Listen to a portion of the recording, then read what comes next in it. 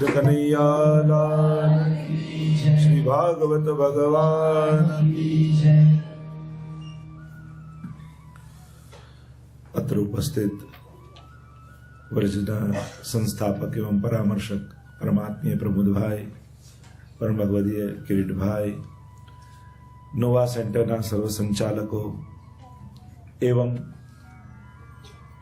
ગોપી ગીતના માધ્યમથી ગોપીઓના ભાવને હૃદયમાં પધરાવવા આવેલા સર્વ વલ્લભીજનો, એક સુંદર સુયોગ મેરીલેન્ડમાં વ્રજ કેન્દ્ર પ્રારંભ થયું અને સુંદર રીતે એનું સંચાલન થઈ રહ્યું છે.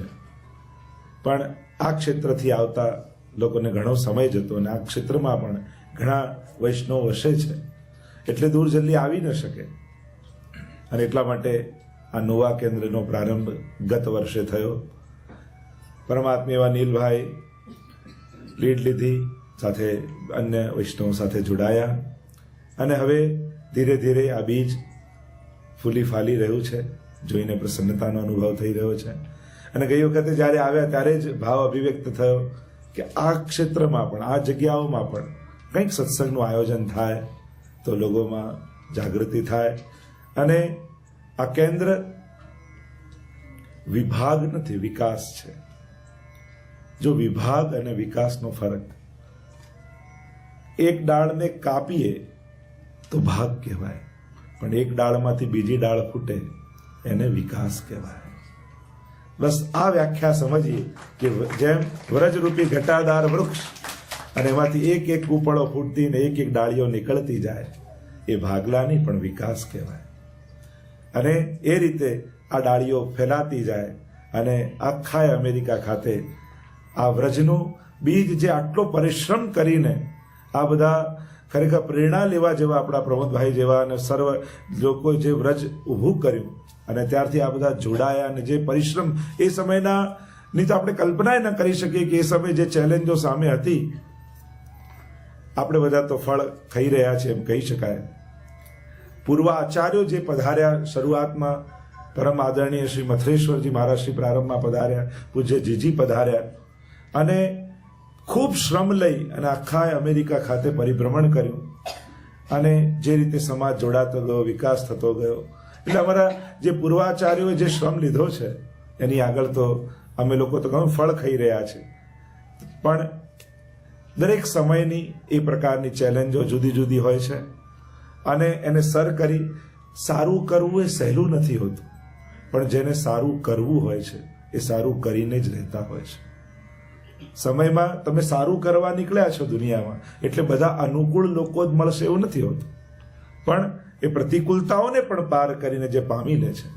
એટલે હવેનો સમય મારું તારું નહીં, સારું થવું જોઈએ. એટલે આ મારા તારામાંથી નીકળી સારા તરફ આપણે જઈએ તો વિભાગની પણ વિકાસની જેમ આપણે બધા અનુભવ કરીશું. તો આ આનંદનો ક્ષણ છે. અહીંનો પણ સમાજ આ બાજુ પણ ઘણા રહે છે. બસ એ ગોપીને હૃદયમાં જાગૃત કરવાની છે ગોપી ગીતના માધ્યમથી.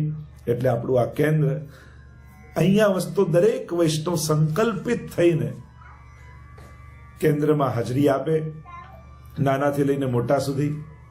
બાળકોને અત્યારથી સમજણ ન હોય ત્યાં સુધી ટ્રેન કરવા પડે, સમજણ આવે પછી એજ્યુકેટ કરવાના હોય.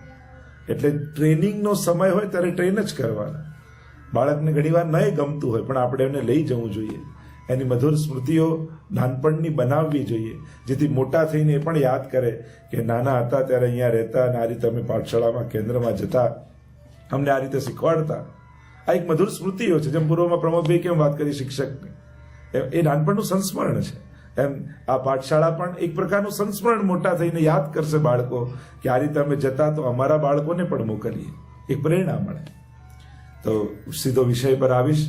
ખૂબ મારો આનંદ અભિવ્યક્ત કરું છું કે આટલા ટૂંકા સમયમાં નક્કી થયું અને આપ લોકોએ બધાએ સમાયોજન કર્યું આ આખા આયોજનનું અને આજે આટલા લોકોએ આનંદ લેવા માટે આવ્યા છો.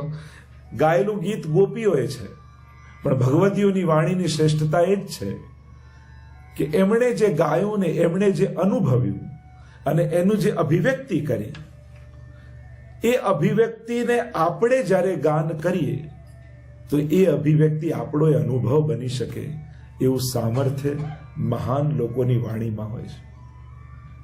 આપણો પુષ્ટિ માર્ગ ના गुरु कौन? तो कि गोपिकानान गुरु प्रोक्ता. महाप्रभु जी कहते हैं कि हमारे गुरु हैं गोपीजन, और जिस मार्ग पर गोपियां चली उस मार्ग पर हमको चलना है. અને એ માર્ગનું નામ પુષ્ટિ માર્ગ. અને નારદ ભક્તિ સૂત્રમાં નારદજીએ પણ કહ્યું કે ભક્તિ કેવી કરવી, કોના જેવી કરવી. સૂત્ર આપતા કહ્યું યથા વ્રજ ગોપિકા નામ. જે રીતે ગોપીજનોએ ભક્તિ કરી એ રીતે ભક્તિ કરવી. એટલે પુષ્ટિ ભક્તિ એટલે એક જ વાક્યમાં ગોપીઓની ભક્તિ. કંઈ પણ કરતા પહેલા એમ વિચારો કે ગોપી આ સમય હોય તો શું કરે, બસ તો તમારે ક્યાંય કોઈને પૂછવા જવું ના પડે. એ તમને ખ્યાલ આવે લાગે કે ગોપી આવું જ કરે, ગોપી આ રીતે સેવા કરે, ગોપી આ રીતે સંસારમાં રહે, ગોપી આ રીતે વિચાર કરે. જે પ્રભુને શરણા, અને ગોપી કોણ? ગોવિ ઇન્દ્રિય કૃષ્ણ રસ પીબતી ઇતિ ગોપી. જેની સર્વ ઇન્દ્રિયો केवल कृष्ण रस નું પાન કરે છે ગોપી છે. मतलब उसकी समग्र चेतना जिसकी कृष्ण की ओर लग चुकी है वही गोपी है. तो આપણે બધા એક જીવ આવ્યા અને જીવથી બ્રહ્મ સંબંધ લઈ સેવક બન્યા. સેવક થયા પછી સેવા કરતા કરતા વૈષ્ણવમાંથી ભગવદી, ભગવદીમાંથી તાદર્શી અને તાદર્શીમાંથી ગોપી બનવાનો પ્રયાસ છે. આખી આપણી સાધનાની યાત્રા છે.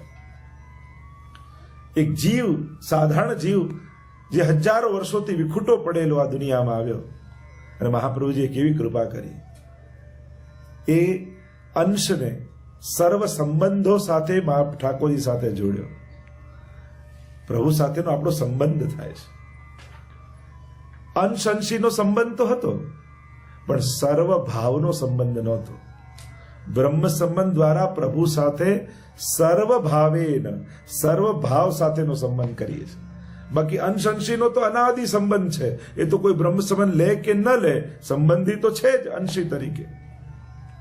પણ સર્વ ભાવનો એટલે કે એ મારો લાલન બને, એ મારો સ્વામી બને, એ મારો પ્રિયતમ બને. આમ સર્વ ભાવ સાથે પ્રભુ સાથે બ્રહ્મ સંબંધ થકી આપણે જોડાયા છે.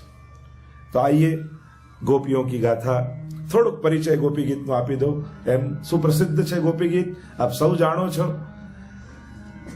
શ્રીમદ ભાગવતજી સાક્ષાત શ્રીનાથજી બાબાનું વાંગમય સ્વરૂપ, અને ભાગવતજીમાં 12 સ્કંદ છે.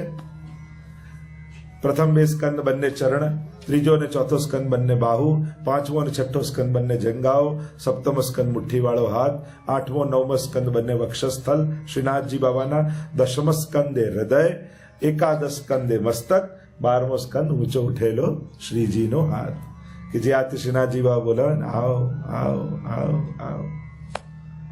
દૂર ઉભેલો અમારો ઠાકોરજી, હજારો વર્ષોથી વિખોટેલો પડેલો જીવ સામે દેખાય, આમંત્રણ આપે છે, આવો આવો. ઘણી વાર લોકો કે બધું થયું તો ખર, અમને તો આમંત્રણ જ નહોતું એટલે ના ગયા. અરે શ્રીનાથજી બાબા ઉભો ઉભો બધાને બોલાવે છે, ઓછું આમંત્રણ છે.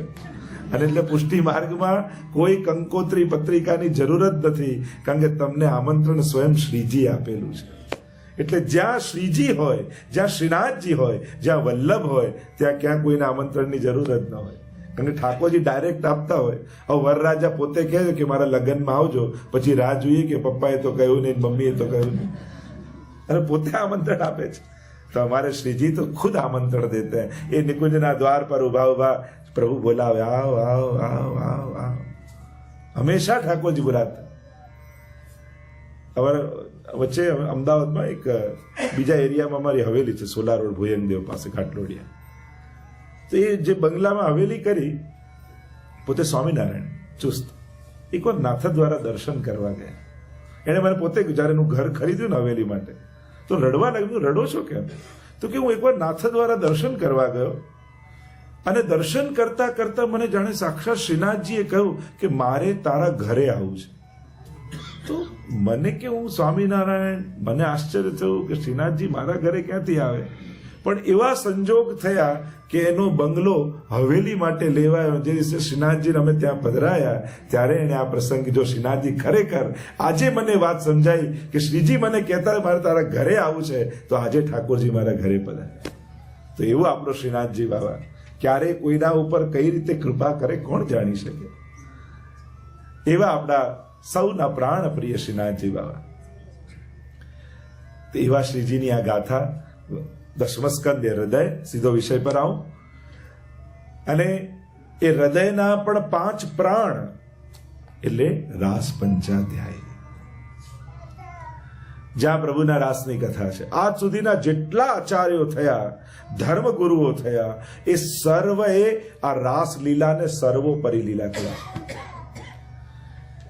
દશમસ્કંદની મહત્તા એટલા માટે છે કે ત્યાં ગોપીઓની ગાથા છે. આપણે ત્યાં કે 3 મહાન ગ્રંથોમાં 3 સ્ત્રી પાત્ર કાઢી નાખો તો કઈ ના રહે. રામાયણમાંથી સીતાજીને કાઢી નાખો તો રામાયણમાં શું રહે? મહાભારતમાંથી દ્રૌપદીને કાઢી નાખો તો શું રહે? એમ ભાગવતજીમાંથી ગોપીજનોને કાઢી નાખો તો શું રહે? गोपियों गोपी प्रेम की ध्वजा जिन गोपाल कियो वश उर धरी श्याम भुजा. हमारे भगवतियों ने तो कहा कि गोपी तो प्रेम की ध्वजा है. ધ્વજા ક્યાં હોય? પ્રભુના મસ્તક પર શિખર હોય અને શિખર ઉપર ધ્વજા હોય. એટલે પ્રભુએ જેને પોતાના મસ્તક પર ધારણ કરે છે એવા ગોપીજનો છે. તો એ ગોપીઓની ગાથા જ્યારે આપણે ગાવા જતા હોઈએ, ગોપીઓ એ કેવલ કોઈ સ્ત્રી નથી. 2 પ્રકારના પ્રધાન ગોપીજનો છે, શ્રુતિ રૂપા અને ઋષિ રૂપા. શ્રુતિ રૂપા કયા? કે જે વેદની ઋચાઓએ ભગવાનના ગુણગાન ખૂબ કર્યા પણ ભગવાનના સ્વરૂપનો અનુભવ ન કરી શક્યા. ત્યારે આ વેદની ઋચાઓએ કહ્યું કે પ્રભુ આપના સ્વરૂપના આનંદનો અનુભવ અમને કઈ રીતે થાય? કારણ કે ગાન તો કરીએ છીએ, જેમ પેંડો પેંડો પેંડો પેંડો બોલવાથી સ્વાદ આવે છે, એ ચાખીએ ત્યારે તૃપ્તિ થાય ને, એમ ભગવાનના ગુણગાનો અનેક પ્રકારે વેદોએ કર્યા, શ્રુતિએ કર્યા, પણ પ્રભુએ આનંદ ચખાવો તો ખરા. ત્યારે પ્રભુએ કહ્યું સારસ્વત કલ્પમાં જ્યારે હું પધારીશ ત્યારે તમે ગોપીઓ બનીને પધારજો. તે વેદની ઋચાઓ ગોપીઓ બનીને આવી. એ જે યુથ, એ જે ગ્રુપ, એ છે શ્રુતિ રૂપા ગોપીજનોનું યુથ. અને બીજા જ્યારે દંડકારણ્યમાં રામચંદ્રજી પધાર્યા અને મોક્ષ સુધીનો, બ્રહ્માનંદ સુધીનો અનુભવ કરી ચૂકેલા એ ઋષિઓ ત્યાં બિરાજમાન હતા. અને ભગવાન રામને જોઈને મનમાં શંકા કે ભગવાનને જોઈ હજી કયો આનંદ પામવાની ઈચ્છા થાય છે? કારણ કે અમે તો એમ માનતા હતા કે બ્રહ્માનંદ એટલે મોક્ષના આનંદથી પર બીજું કંઈ છે જ નહીં, પછી કોઈ ઈચ્છા જાગે જ નહીં. પણ આપને જોઈ આ બીજો કયો આનંદ પામવાની, આની ઉપર કંઈક છે. જેમ કોઈ ક્યારે $100 જોયા જ ના હોય અને કોઈ આપે તો આનાથી મોટી ખુશી જ નથી. પણ 1000 મેળવવાનો આનંદ કેવો એને ક્યાં ખબર છે? 1000 મળ્યા હોય ક્યારે મેળવ્યા જ ના હોય, 1000 એને મળે આનાથી મોટી ખુશી જ નથી. પણ $1,00,000 મેળવવાનો આનંદ કેવો એને ક્યાં ખબર પડે? એમ કરતા કરતા વિષયાનંદનો અનુભવ કરેલો જીવ એમ થાય કે આનાથી મોટું સુખ જ નથી. ત્યારે ઋષિઓ કહે અરે મોક્ષાનંદનો આનંદ કેવો હોય તને ક્યાં ખબર પડે? એમ મોક્ષાનંદનો આનંદ અનુભવ કરી ચૂકેલા જીવો, ઋષિઓ એમ માને કે આનાથી પર કંઈ છે જ નહીં. તો ભગવાન કહે કે સ્વરૂપાનંદનો આનંદ કેવો હોય તને ક્યાં ખબર છે? ત્યારે ભગવાને કહ્યું કે એ છે મોક્ષના આનંદથી પર, એનાથી ઉપર મારો સ્વરૂપાનંદ. અમને કેમ અનુભવ થાય? તો કહ્યું તમે સારસ્વત કલ્પમાં જ્યારે હું કૃષ્ણ રૂપે પધારીશ ત્યારે તમે ગોપીઓ બનીને પધારો. તો એ ઋષિઓ જે ગોપી બનીને પધાર્યા એ યુથ છે ઋષિ રૂપા ગોપીજનોનું યુથ. તો આ મુખ્ય 2 યુથ. એમ તો 4 પ્રકાર છે, બીજા અન્યપૂર્વા, અનન્યપૂર્વા, સુબોધનીજી. જેમ જેમ આગળ જઈશું એમ સુબોધનીજીના આધારે આપણે દર્શન કરતા જઈશું. એમ સુબોધનીજી કહેવાય પણ છે દુર્બોધિની.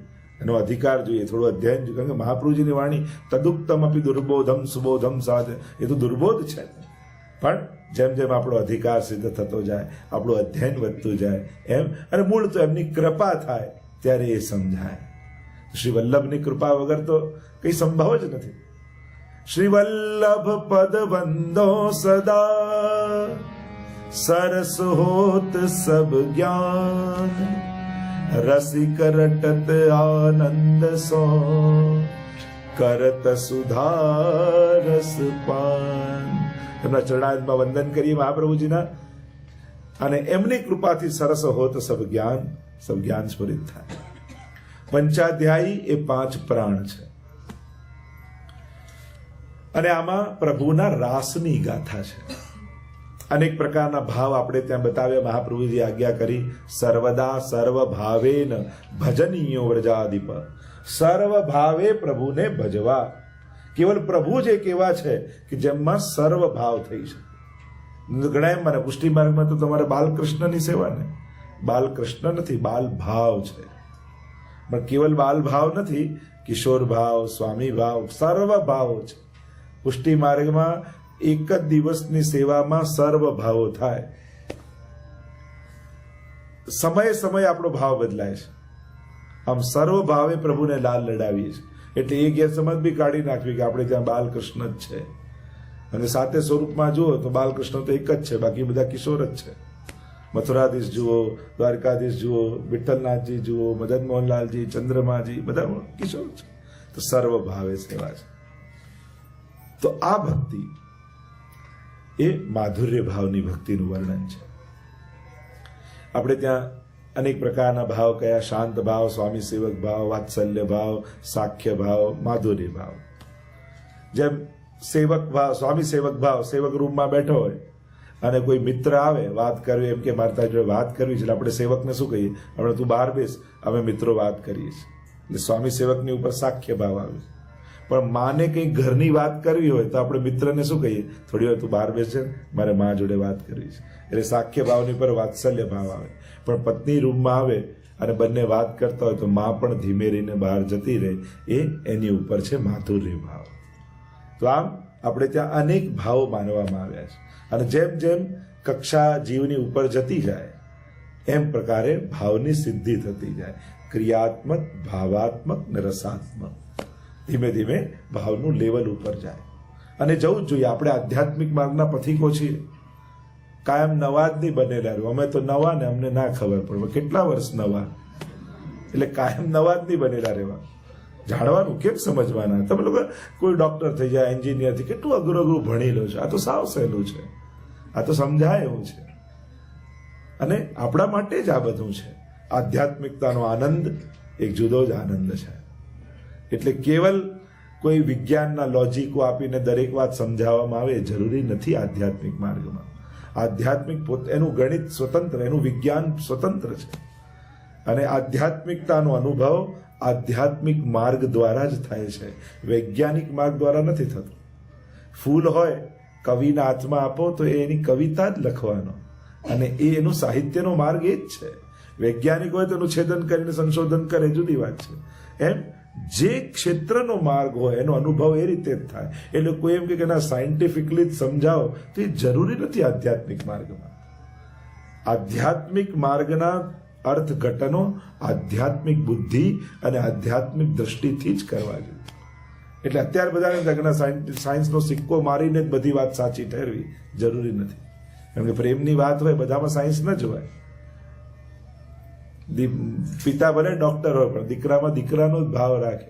એ બીમાર થયો ને ઓપરેશન કરવાનું હોય ને તો એ બીજા ડોક્ટરને કે તું કર, મારાથી નહીં થાય. કારણ કે એને દીકરાનો ભાવ પ્રધાન છે. એને ખાલી બોડી નથી દેખાતું, કારણ કે ત્યાં ભાવના છે. અને એટલા માટે ભાવનાના જ્યારે માર્ગ આવે ત્યારે એના ભાવાત્મક અર્થઘટન જ થવા જોઈએ.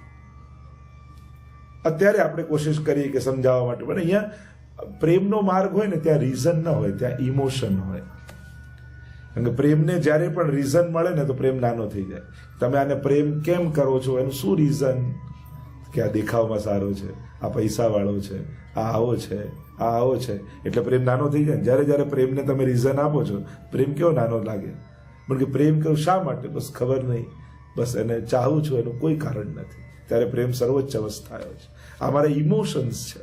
એટલે આપણે ભક્તિ માર્ગમાં જે જે કરીએ છીએ એ બધું ઇમોશન ગોપીજનોના પ્રગટાવવા માટે કરીએ છીએ, કારણો ગોતવા માટે નહીં. અને એટલા માટે આધ્યાત્મિકતાનો માર્ગ એ આધ્યાત્મિક હોવો જોઈએ અને એના અર્થઘટનો આધ્યાત્મિક હોવા જોઈએ. તો આ ગોપીઓની ગાથા આઈએ પ્રવેશ કરે રાસ પંચાધ્યાય મેં થોડીક પ્રસ્તાવના બાંધી દઉં જેથી તમને ખ્યાલ આવી જાય ક્યાંનો વિષય છે. અને જે જાણતા હશે તો ખબર છે રાસ પંચાધ્યાયમાં પણ 5 અધ્યાયમાં રાસની કથા છે ભાગવતજીમાં, એટલે એને કહેવાય રાસ પંચાધ્યાયી. રાસ કોને કહેવાય? રસાનામ સમૂહો રાસ. જ્યાં સમસ્ત રસોનો એક એવી લીલા, જ્યાં પ્રભુના સર્વ રસોનો અનુભવ એક જ લીલામાં થઈ જાય એને રાસ કહેવાય. રાસ એટલે શું? એટલે આપણે એમ માનીએ કે ગરબો લોકો નૃત્ય કરે એને રાસ. ના, રાસમાં 4 વસ્તુ હોય: દાન, માન, ખેલ અને રાસ.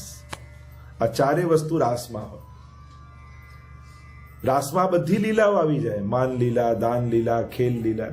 આપણે વ્રજયાત્રા કરવા જઈએ ત્યાં રોજ રાતના રાસ થાય, 40 દિવસ યાત્રા હોય ને, પણ એમાં મોરકુટીરની એ લીલા થાય અને દાન માંગવાની લીલા, પણ કહેવાય શું? રાસ છે. પણ રાસની અંદર આ બધી જ લીલાઓનો સમાવેશ. 4 લીલાઓ અંદર આવી જાય. દાન લીલા, પ્રભુ દાન માંગે ને એ દાન. માન લીલા, એકબીજા રીસા, એકબીજાને મનાવે. ખેલ લીલા, વિવાહ ખેલ કહીએ, હોરી ખેલ કહીએ, બધા ખેલ છે આ બધા. તો ખેલ આવી જાય અને રાસ આવી જાય. તો આ ચારેયનું સંકલન રાસમાં છે. અને એટલા માટે રાસ એટલે કેવળ નૃત્ય નહીં, એ તો અભિવ્યક્તિનો એક પ્રકાર છે. લાસમાંથી રાસ બને શબ્દ, અને એનું ઘણું ગહન ચર્ચા છે. પણ સંક્ષિપ્તમાં કહું તો અલ્પાનંદને પૂર્ણાનંદ બનાવવાની પ્રક્રિયા, એનું નામ રાસ. એ વિષયાનંદ અને બ્રહ્માનંદ સુધી પહોંચેલા જીવને સ્વરૂપાનંદનો અનુભવ કરાવવાની પ્રક્રિયા, એનું નામ રાસ. તો 5 પ્રકારે પ્રભુ પોતાના સ્વરૂપાનંદને ભક્તોમાં સ્થાપિત કરે છે, એનું નામ રાસ છે. આ જ દેહ ઇન્દ્રિયો દ્વારા ભગવદ રસનું પુષ્ટિ માર્ગમાં મર્યા પછી ભગવાન મળે એ માર્ગ પુષ્ટિ માર્ગ નથી. જીતા જીવંત આ જ ઇન્દ્રિયોથી ભગવાનનો અનુભવ કરી જવું, એનું નામ પુષ્ટિ માર્ગ છે. એટલે અહીંયા મર્યા પછીની વાતો નથી, જીવીને શું કરશો એની ચર્ચા છે.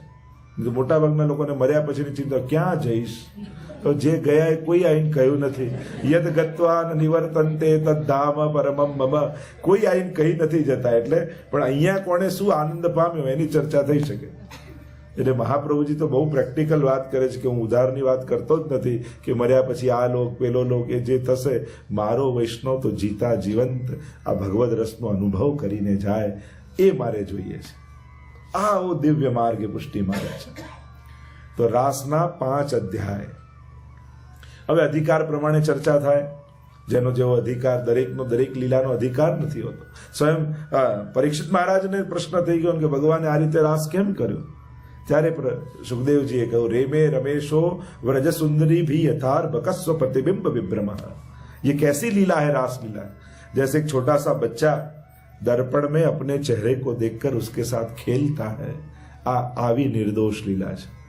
એક નાનકડું બાળક દર્પણમાં પોતાના પડછા પ્રતિબિંબ સાથે જેમ બાળક રમતો હોય ને, કેવો નિર્દોષ ભાવે રમતો. કારણ કે અહીંયા ભગવાન સિવાય બીજું કોઈ છે જ નહીં.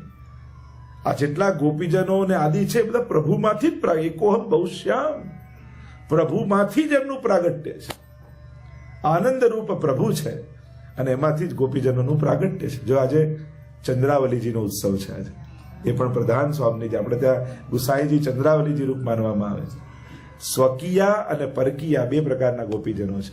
એમાં પરકીયા ગોપીજનોના અધિપતિ એ ચંદ્રાવલીજી છે. એટલે આ દાન, માન, ખેલ, આ જેટલી લીલાઓ થાય ને એ બધી પરકીયા ગોપીજનો સાથે. 2 પ્રકારના ગોપીજનો મહાપ્રભુ સમજાવે. એક સ્વકીયા એટલે કે જે પ્રભુને જ સર્વસ્વ માનીને રહેતા, અને બીજા છે પરકીયા, જેમના અન્ય વિવાહ થઈ ચૂક્યા હતા પણ ભાવ પ્રભુમાં હતો. આ પરકીયા ગોપીજનો. એટલે આ બધી લીલાઓ છે ને સ્વકીયા સાથે ન કરે. કારણ દાન માંગવા ઠાકોરજી ઉભા રહે કે લાવ દાન લાવ, આ દહીં દૂધ મને આપી દે, તો પેલી તો માટલી ધરી દે, પ્રભુ બધું આપનું જ છે ને લઈ જાઓ, તો પ્રભુને આનંદ ના આવે. અને આ પરકીયા ગોપીજનોને રોકે ને કે દાન આપ, તેરે બાબા કો હે કા કાય કો તો કુદે, એ તો સામે જવાબ આપે, છીના ઝપટી થાય અને પછી તો જ રસમાર્ગમાં રસ પ્રગટે. એટલે આ બધી લીલાઓ પરકીયા ગોપીજનો સાથે થાય છે.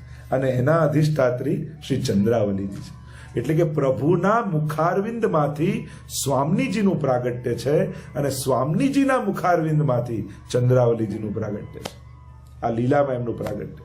અને ભૂતલ પર ચંદ્રભાનુ ગોપને ત્યાં આપણે ત્યાં અનેક પ્રકારની લીલાઓ છે. આ પ્રકારની તો આજે જો ગોપી ગીત ગાવા જઈ રહ્યા છે અને એ જ ગોપીના અષ્ટી અધિષ્ઠાત્રા એવા ગોપીજન, એવા ચંદ્રાવલીજીનો પ્રાગટ્ય ઉત્સવ, એટલે કેટલો સુંદર સુયોગ કહેવાય, ખરેખર કૃપા કહેવાય આપ લોકો કે આવા દિવસે અને શુભ કાર્ય શુભ દિવસોમાં થાય તો એની મહત્તા અનેક ગણી હોય છે. મુહૂર્ત શાસ્ત્ર એક છે. આપણે સારું મુહૂર્ત જોઈએ છે કે બધા કાળમાં સારું ખરાબ શું? તો કાળ પણ દેવતા છે અને શુભ મુહૂર્ત એટલે કાલ દેવતા સારા મૂડમાં છે એમ કહેવાય. શુભ મુહૂર્ત એટલે જો કોઈ વ્યક્તિ આપણે માંગવા જતો હોય ને આપતો ના હોય પણ બહુ મૂડમાં હોય ને, અને ત્યારે કહીને આપને તો કે ચાલ ઠીક છે લઈ જાય, એમ શુભ મુહૂર્ત એટલે કાલ દેવતા મૂળમાં બેઠા છે. એટલે કદાચ આપણા ભાગ્યમાં ન હોય પણ શુભ મુહૂર્તમાં કાર્ય કરીએ તો કદાચ કાર્ય થઈ પણ જાય. તેમ આપણે ત્યાં એટલે મુહૂર્ત શાસ્ત્ર છે. પણ આ પ્રભુ સત્સંગ તો શુભ મુહૂર્તનો સંકેત જ છે. તો આ પંચાધ્યાયીની કથા છે, રાસની કથા છે, જ્યાં પ્રભુ રસદાન કરવાના છે. પણ અધિકારીની કથા, જેમ જેનો અધિકાર એવો ઉપદેશ આપણે ત્યાં કહીએ. જેનો જે નાના બાળકને વિજ્ઞાન ભણાવતા હોય એવું ભણાવીએ. મોટા થાય ત્યારે એને ઊંડી સમજ આપવામાં આવે. તો આ પંચાધ્યાયી એવી ગાથા છે જ્યાં પ્રભુ આખી પ્રક્રિયા મહાપ્રભુજી અદ્ભુત રીતે વર્ણવી છે સુબોધનીજીમાં. જેમ જેમ થશે એમ પ્રમાણે અવલોકન કરતા જઈશું. પછી જ વાંટીશું એવું છે. પછી જ વાંટીએ આપણે, પછી જ વાંટી ગવડાય. શ્રી ગોવર્ધનનાથ જ્યારે ગોપી ગીત ગાઈશું ત્યારે એ સમય બધાને આપણે આપી દઈશું. શરૂઆત કરીએ પંચાધ્યાયની ગાથામાં. સુબોધનીમાં મહાપ્રભુજી કારિકા લખે છે. બ્રહ્માનંદાત સમુદ્રુત્ય ભજનાનંદ યોજને લીલાયા યુજ્યતે સમ્યક સાતુર્યે વિનિરૂપ્યતે. બ્રહ્માનંદાત સમુદ્રુત્ય. પ્રભુએ રાસલીલા શા માટે કરી? મહાપ્રભુજી સમજાવે કે બ્રહ્માનંદ સુધીનો અનુભવ વ્રજવાસીઓને થઈ ચૂક્યો છે અને હવે પ્રભુ એમને સ્વરૂપાનંદનો અનુભવ કરાવવા માંગે છે. અને એટલા માટે પ્રભુએ આ રાસલીલા કરી છે. મોક્ષ સુધીનો આનંદ અનુભવ કરી ચૂક્યા છે વ્રજવાસીઓ. હવે એમને સ્વરૂપનું દાન કરવું છે, જેના માટે પ્રભુ પોતે પધાર્યા છે. વ્રજલીલાની એટલે જ માટે મહત્તા છે કે કારણ કે ત્યાં સ્વરૂપાનંદનું દાન છે. आइए पंचाध्यायी में प्रवेश करते हैं. श्री शुक उवाच भगवानपि तारात्रिः शरदोत्फुल्लमल्लिका विक्षरन्तुं मनश्चक्रे योगमायामुपाश्रित. पंचाध्यायी का प्रारंभ करते हैं सुखदेव जी. शुरुआत की भगवान शब्द से. भगवान अपि तारात्रि, भगवाने ते रात्रि ने જોઈ. શરદોત્ફુલ્લ મલ્લિકા, શરદ રાત્રિ અને મલ્લિકાના પુષ્પો મોગરાના ઉગેલા છે. મનને ધારણ કર્યું પરમાત્માએ અને યોગ માયાનો આશ્રય કર્યો છે. ભગવાન શબ્દથી પ્રારંભ કર્યો કારણ કે આ કોઈ સ્ત્રી પુરુષની ગાથા નથી. આ તો અંશ અને અંશીની ગાથા છે. આ તો અલ્પાનંદ અને પૂર્ણાનંદ બનાવવાનો છે. અને એટલા માટે જો આપણી અંદર એ આનંદ અંશ છે જ, અને એટલે દરેક જીવ આનંદને ગોતે છે. કોઈ વ્યક્તિ દુઃખને ગોતતો નથી, કારણ કે આનંદનો અંશ છે ને પૂર્ણ થવા ઈચ્છે છે. કોઈ સુસાઇડ પણ કહે જો મરી જવું સુખી થઈ જવું, ઈચ્છે તો સુખ જ, કોઈ દુઃખ નથી ઈચ્છતું. આનંદ ગોતીએ છે કારણ કે આનંદ અલ્પ છે ને પૂર્ણ થવા માંગે છે. જો જમીનમાંથી પથ્થરનો ટુકડો લઈને છોડો તો જમીનમાં પડે. કેમ? કારણ કે એનો ટુકડો છે, એનો અંશ છે ને, એટલે અંશી તરફનું એનું આકર્ષણ, એને કહીએ ગુરુત્વાકર્ષણ. તો એમ જ આત્માનું પણ ગુરુત્વાકર્ષણ છે. કઈ તરફનું? અંશનું, અંશી તરફનું. આપણે એક આકર્ષણ બળ છે, જેમ પૃથ્વીનું ગુરુત્વાકર્ષણ બળ છે, અને એનો ટુકડો હોવાથી એની તરફ જાય છે. અને એટલા માટે આ અંશ પણ અંશીને જ ગોતે છે. વેદ એટલે જ કહે યો યદંશ સતમ ભજેત, જે જેનો અંશ હોય એને અંશીને ભજે છે. અને એટલા માટે ટુકડો જમીનમાં છે, એનો અંશ છે. અને એ રીતે જ આત્મા પરમાત્મા તરફ જવા ઈચ્છે જ છે. તમે ચાહો કે ન ચાહો, કોઈ જાણે કે ન જાણે, કોઈ ભગવાનમાં માને કે ન માને, પણ આનંદ તો કોણ નથી ઈચ્છતું? દુનિયામાં ખરાબમાં ખરાબ વ્યક્તિ પણ ઈચ્છે છે તો સારું છે. કોણ ખરાબ ઈચ્છે? બધાને છેતરતો બોસ હોય એને પણ કામવાળો કેવો જોઈએ? ઈમાનદાર જ જોઈએ ને. બધાને ત્યાં ચોરી કરતો કોઈ ઈચ્છે મારે ત્યાં ચોરી થાય? બધા આગળ ગુસ્સો કરનારો વ્યક્તિ, સામેવાળા તો શાંત વ્યક્તિઓ જ ગમે ને એને. એ ક્રોધવાળો ગમે કે હું ગુસ્સાવાળો, તો સામેવાળો ગુસ્સાવાળો મળે તો અમારી દોસ્તી જામે, એવું કોઈ કે? બધાને સામે શાંત જ જોઈએ. પાપીને પણ પોતાની સામે પાપ નથી જોઈતું. અધાર્મિકને પણ સામેવાળો ધાર્મિક જ જોઈએ છે. કેમ કે અંશ છે ને ભગવાનના, એટલે ધર્મની અપેક્ષા દરેકને છે. કોઈને સામે અધર્મ જોઈતું જ નથી, કેમ કે તમે અંશ છો. દરેક જીવ અંશ છે, અને એટલા માટે નાસ્તિક કે અધાર્મિક વ્યક્તિ પણ સામે ધર્મની જ ઈચ્છા રાખે છે. તો ભગવાન શબ્દથી પ્રારંભ કર્યો પંચાધ્યાયનો કે આ ભગવાનની લીલા છે, અને આ પરમ પવિત્ર લીલા છે. રાસ લીલા એ જીવાત્મા અને પરમાત્માની લીલા છે. અને એટલા માટે તો જેનું 7 દિવસમાં મૃત્યુ થવાનું છે, 5 દિવસની કથા થઈ ચૂકી છે, અને હવે 2 દિવસ બાકી હોય એવાની આગળ કોઈ સ્ત્રી પુરુષનો ગરબો ગાય? કોઈ કોણ ગાઈ રહ્યું છે? આ કોની આગળ? એની આગળ કે જેનું 2 દિવસ જ મૃત્યુ થવાનું છે, એની આગળ કોઈ લૌકિક વાત કરે? તો આ પ્રમાણ કે આ પરમ અલૌકિક છે. કોણ ગાય છે? સુખદેવજી. કેવા છે સુખદેવજી? યમ પ્રવ્રજંતમ અનુપેતમ અપેત કૃત્યમ દ્વૈપાયનો વિરહ કાતર આજુહાવ પુત્રેતિ તન્મયતયા તરવો વિનેદુ તમ સર્વભૂત હૃદયમ મુનિમાનતોસ્મિ. સર્વભૂત હૃદયમ, જેને ઈશ્વર સિવાય બીજું કોઈ દેખાતું જ નથી. કણ કણમાં જેને કેવળ ઈશ્વર દેખાય છે. એટલે કથામાં આવે છે ને કે જ્યારે વ્યાસજી સુખદેવજીની પાછળ દોડતા હતા એમને રોકવા માટે, એમને ઘરે બોલાવવા માટે, અને અપ્સરાઓ સ્નાન કરતી હતી. એટલે જ્યારે સુખદેવજી નીકળ્યા તો કઈ ફેર ન પડે, પણ વ્યાસજી આવ્યા તો બધા વસ્ત્રો પહેરી લીધા. વ્યાસજીને આવ્યો ક્રોધ કે મારો 16 વર્ષનો યુવાન દીકરો અહીંયાથી ગયો, તમને શરમ ન લાગી? મારા જેવો ઘરડો જાય તમને સંકોચ લાગે? આવું કેમ? અપ્સરાઓ કે ક્ષમા કરજો મહાત્મન, આપ વૃદ્ધ છો ભલે, પણ આપનામાં આટલી ભેદ બુદ્ધિ તો છે કે આ સ્ત્રી છે ને આ પુરુષ છે. આપના પુત્ર સુખદેવજી તો જીવ માત્રમાં કેવલ ઈશ્વરના જ દર્શન કરે છે. એમને દેહ નથી દેખાતો, એમને આત્મા દેખાય છે. આ ફરક છે વ્યાસજી. એવા સુખદેવજી કોઈ સ્ત્રી પુરુષની વાત કરે? આ તો જીવાત્મા અને પરમાત્માનું અનાદિ રમણ છે. ત્રીજું પ્રમાણ ભીષ્મ સ્તુતિ. ભીષ્મ સ્તુતિનો વિચાર કરો. ભીષ્મજી જેવા નૈષ્ઠિક બ્રહ્મચારી એના જેવો વિશ્વમાં કોઈ થયો નથી, જેણે સ્વપ્નમાં પણ સ્ત્રીનો વિચાર કર્યો નથી. એવા ભીષ્મજી અંત સમયમાં ભગવાનની આગળ સ્તુતિ કરતા કરતા છેલ્લે 11 શ્લોકમાં સ્તુતિ કરી, છેલ્લે રાસ પંચાધ્યાયને યાદ કરી.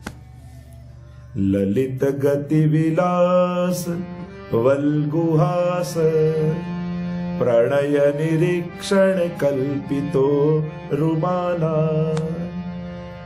રાસના સમયે પ્રભુ જયારે અંતર ધ્યાન થયા અને ગોપીઓ ઉન્મત્ત બની ભગવાનમય બની ગઈ. ભીષ્મજી યાદ કરે છે પ્રભુ રાસ લીલાને. વિચાર કરો કેવી પરમ પવિત્ર લીલા હશે જેને અંત સમયમાં ભીષ્મજી ભગવાનની આગળ યાદ કરે છે. તમે અષ્ટસખાઓના દરેકના ચરિત્ર વાંચો 84-252 એમની છેલ્લી ઘડી હોય અને ગુસાઈજી પૂછે, સુરદાસ ચિત્ત કે વૃત્તિ કહા હૈ? અને કે રાધે બેઠી તિલક સવારત ખંજન નયન રૂપ રસ માથે. એ જ રાસ લીલાઓનું સ્મરણ કરતા જાય. તો આવી આ લીલા રાસ લીલા જે સર્વ ભક્તો માટે સિરમોર લીલા કહેવાય. જો ભક્તિ માર્ગનો સર્વોચ્ચ ફલ કયું, સર્વોચ્ચ આનંદ કયો? તો ભક્તિ માર્ગનો, કૃષ્ણ ભક્તિનો સર્વોચ્ચ આનંદ એટલે રાસ સમયે જે આનંદ સ્વામીજીને અનુભવ થાય છે એ સર્વોચ્ચ આનંદ છે. એનાથી ઉપરનો બીજો કોઈ આનંદ નથી. અને એટલા માટે જ મહાપ્રભુજીને એ સ્વામીજી રૂપ કહેતા કે આનંદ પરમાનંદ, એ પરમાનંદ છે. પ્રભુનો આનંદ એ આનંદ, પણ સ્વામીજીનો આનંદ એ પરમાનંદ છે. અને એ વલ્લભ ભૂતલ પર પધારી સ્વામીજી રૂપ આપણને સૌને આનંદનું દાન કરવા માટે પધાર્યા છે. તો એ પરમાનંદ, એનો કરોડમો અંશ પણ જો જીવને અનુભવ થઈ જાય તો એનું જીવન આનંદમય બની જાય, એ પરમાનંદમય બની જાય જીવ. તો એ આનંદની ગાથા આ રાસ પંચાધ્યાયમાં છે. એની પ્રક્રિયા એ રાસ પંચાધ્યાય. તો ભગવાન અપી તા રાત્રિ, એ રાત્રિ કઈ રાત્રિ? ચીરરણ સમયે ઠાકોરજીએ જે રાત્રિનું વચન આપ્યું હતું, ગોપીજનોએ વ્રત કર્યું કે પ્રભુ અમને પતિ રૂપે મળે. કહ્યું કે જ્યારે શરદની રાત્રિ આવશે ત્યારે મનોરથ પૂરો થશે. અને એ રાત્રિને જોઈ પ્રભુ પધાર્યા વનમાં. કદંબના વિશાળ વૃક્ષની નીચે ત્રિભંગી રૂપ પ્રભુએ ધારણ કર્યું. જો પ્રભુનું નામ છે ત્રિભંગીલાલ, કે 3 જગ્યાએથી પ્રભુના શરીરમાં ભંગ છે. ક્યાંથી? સૌથી પહેલા તો ગ્રીવાથી, ગળાથી વાંકા, કમરથી વાંકા અને ચરણથી વાંકા. અને ચરણ પર પ્રભુની પ્રક્રિયા સુબુદ્ધિમાં આવે શું સમજાય? ડાબુ ચરણ રાખે ને ઉપર જમણું ચરણ ઠાકોરજી રાખે. ડાબુ પુષ્ટિ છે, એના પર મર્યાદા. તો ચરણથી ભંગ, કટી એટલે કમરથી ભંગ અને ગળાથી ભંગ, આ 3 જગ્યાએથી વાંકા. એ વાંકા એટલે જ છે, દિવાલમાં સીધી ખીલ્લી હોય ને તરત નીકળી જાય, વાંકી થઈ જાય પછી એને કાઢવી બહુ અઘરી. આ એવો વાંકો છે કે આ દિલમાં ઘૂસ્યો ને કૃષ્ણ, પછી એને કાઢવો બહુ અઘરો. કૃષ્ણ યાદ ના આવે એ વાત જ સમજમાં નથી, એને ભૂલવો અઘરો છે. ગોપીઓ તો કે અમે ભૂલી નથી શકતી, અમને યાદ ના આવતા, એમ ગોપીઓ કે અમારે અષ્ટજગા કે પદો में तो कई बार आया. વિનંતી કરતી ગોપિયા કે યાદ મત આવો. કૃષ્ણ તો એવો છે કે જે ભૂલાય જ નહીં. લોકો ભલે જ્ઞાનીઓ કહે કે બ્રહ્મ ક્યાં છે, હોય તો દેખાય નહીં, આમ છે. ભગવદીઓને પૂછ્યું કે બ્રહ્મ દેખાય? ભગવદીઓ તો કહે શ્યામ લગ્યો સંગ ડોલે રે માઈ. આ પાછળ આવે, શ્યામ લગ્યો સંગ ડોલે, જીત જાઉં તો આડો હી આવે, બિના બુલાયો બોલે. આ વચ્ચે આડો આવીને ઉભો રહી જાય. વાત નથી કરવી તો પાલો ખેંચીને બોલે છે. બોલો, હવે એક સાધારણ જીવ की અવસ્થા જ્ઞાનીઓની અને એક ભક્તની અવસ્થા. પેલો બ્રહ્મને ગોત્યા કરે કે ક્યાં મળે, અને બ્રહ્મ આમની પાછળ દોડતો હોય. શેષ મહેશ ગણેશ દિનેશ સુરેશ હી જાય નિરંતર ધ્યાવે, જાહી અનાદિ અખંડ અનંત છેદ અભેદ સુભેદ બતાવે. નારદ સે સુખ જાહી રટે, પછી હારી તુહી પૂરી પાર ન પાવે, તાહી અહિર की छोहरिया छछिया भर छाछ पे नाच नचावे. एक चुल्लू भर छाछ के लिए उस ब्रह्म को जिसको बड़े बड़े देवताएं ढूंढते रहते हैं फिर भी दिखाई नहीं देता, वो ब्रह्म गोपियों के आंगन में नाचता हुआ रसखान जी को दिखाई दिया कि वो गोपियों के आंगन में नाच रहा है. એ મોટા મોટા દેવતાઓ જે કણિકા પ્રસાદી માટે કોઈ બ્રહ્માજી માછલું બનીને આવે, મહાદેવજી કોઈ રૂપ લઈને આવે, કણિકામાં અમને પ્રસાદી મળી જાય કે હમણાં પ્રભુ છાક લીલા કરી હાથ ધોવા યમુનાજીમાં આવશે એટલે માછલું બનીને પ્રસાદી કણિકા લઈ લઉં. અને પ્રભુને ખબર પડી કે બ્રહ્માજી આવ્યા એટલે પ્રભુએ સખાઓને કહ્યું આજે કોઈ હાથ ધોવાના નથી, મારા પિતાંબરમાં પહોંચી દો. અને ન મળ્યું એટલે રસખાનજીએ એક ચિત્ર જોયું કે ઠાકોરજી ને યશોદાજીએ રોટી આપીને ઉપર માખણના લોંદો મૂકી, લે લાલા ખા લે.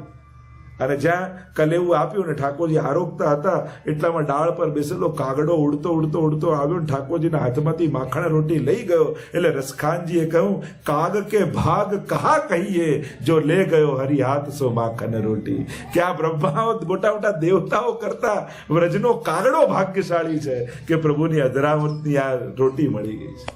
અને તમે બધા જ કેવા નસીબવાળા છો કે પુષ્ટિ માર્ગમાં આવી જે મોટા મોટા દેવતાઓને નથી મળતું એ રોજ અધરામૃતની કણિકા તમને સવારે ઘરે મળે છે.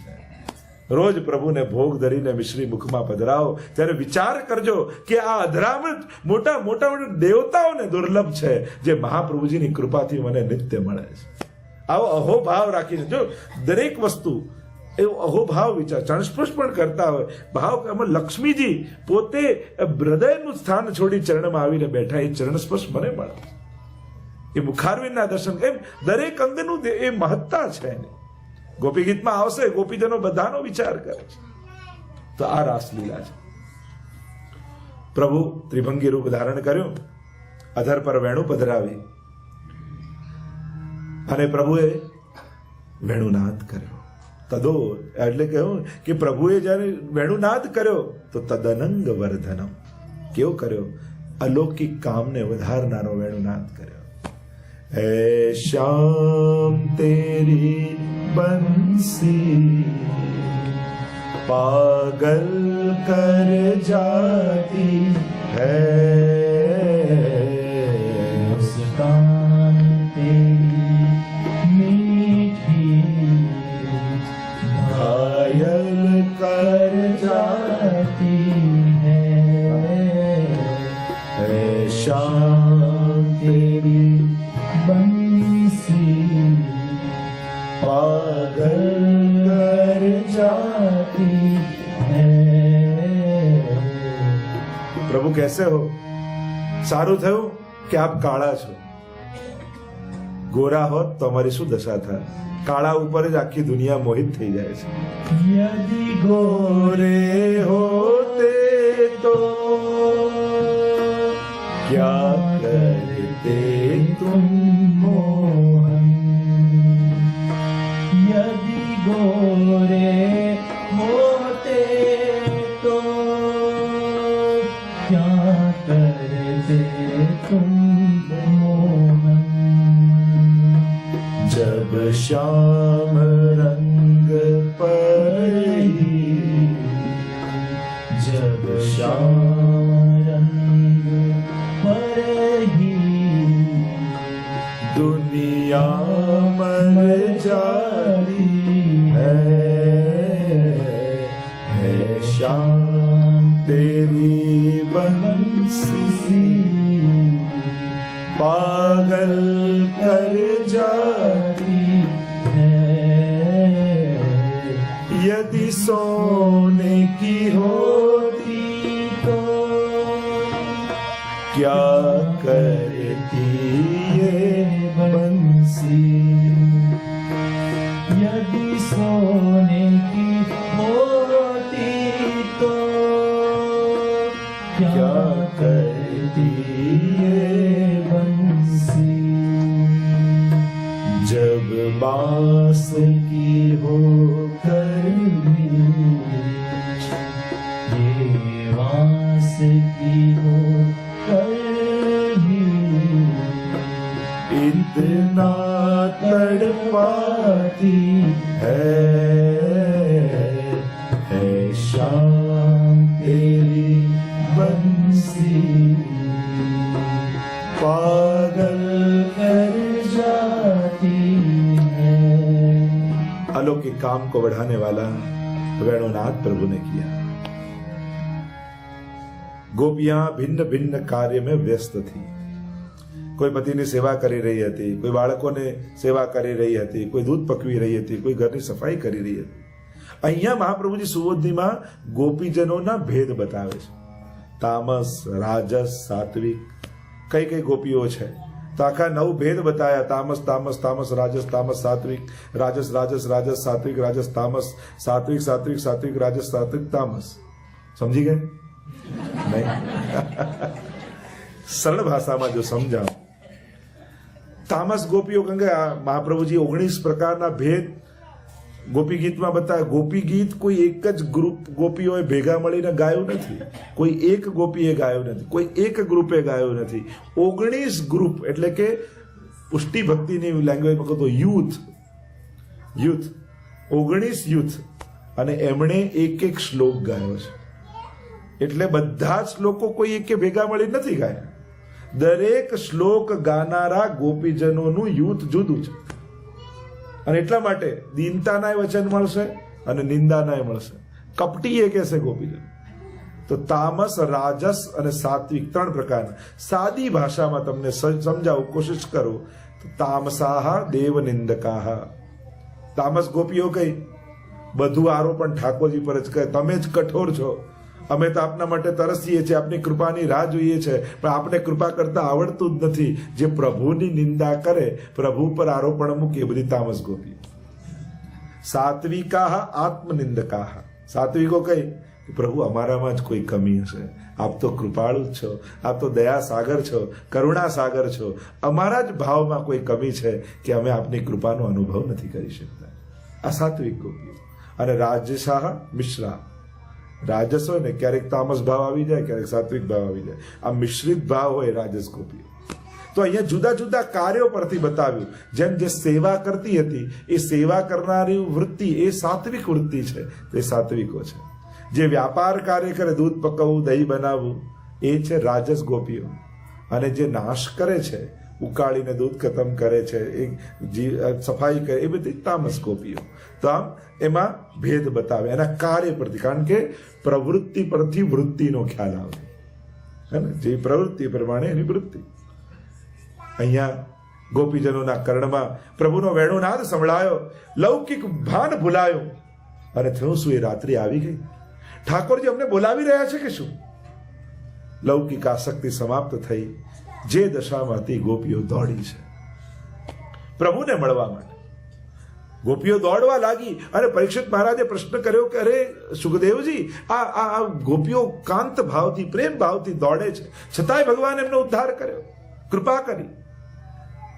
ત્યારે સુખદેવજી કહેવા લાગ્યા, કામમ ક્રોધમ ભયમ સ્નેહમ ઐક્યમ સૌહૃદમેવ ચ નિત્યમ હરૌ વિદધતો યાંતિ તન્મયતામ હિતે.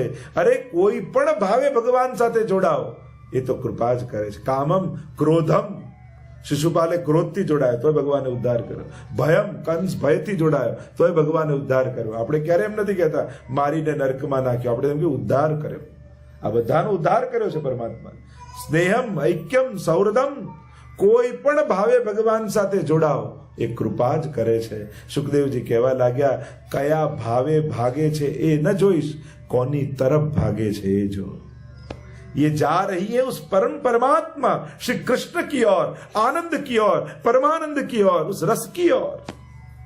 और इसलिए कोई भी भाव हो वो तो પેલો જેમ પારસમણી હોય, કોઈ પણ આકારનું લોખંડ હોય, અડાડે સોનું તો થઈ જ જાય. એમ ગોપીઓ ભાગી. કેટલીક ગોપીઓ ઘરેથી નીકળી ન શકી. હું તો ઘેલી ફરું ઘર માય, કોણે દીધી સાકલડી, સ્વજનોએ સાકલ લગાવી દીધી. એવો તાપ થયો કે પ્રભુએ અમને બોલાવ્યા અને અમે જઈ ન શક્યા. ત્યાં બધા પાપો ભોગવાઈ ગયા. અને જ્યારે મન ભગવાનમાં લાગ્યું ત્યારે એવો આનંદ થયો કે બધા પુણ્યોના ફળ મળી ગયા. અને એ ગોપીજનોના ઘરમાં જ ઉદ્ધાર થઈ ગયા. મહાપ્રભુજી એમને અંતર્ગ્રહગતા ગોપીજન કહે છે, કે જે બહાર નીકળી ન શક્યા અને ત્યાં જ્યાં હતા ત્યાં જ ઉદ્ધાર થઈ ગયા. તો જોઉં કે એમને રાસનો અનુભવ કઈ રીતે થાય.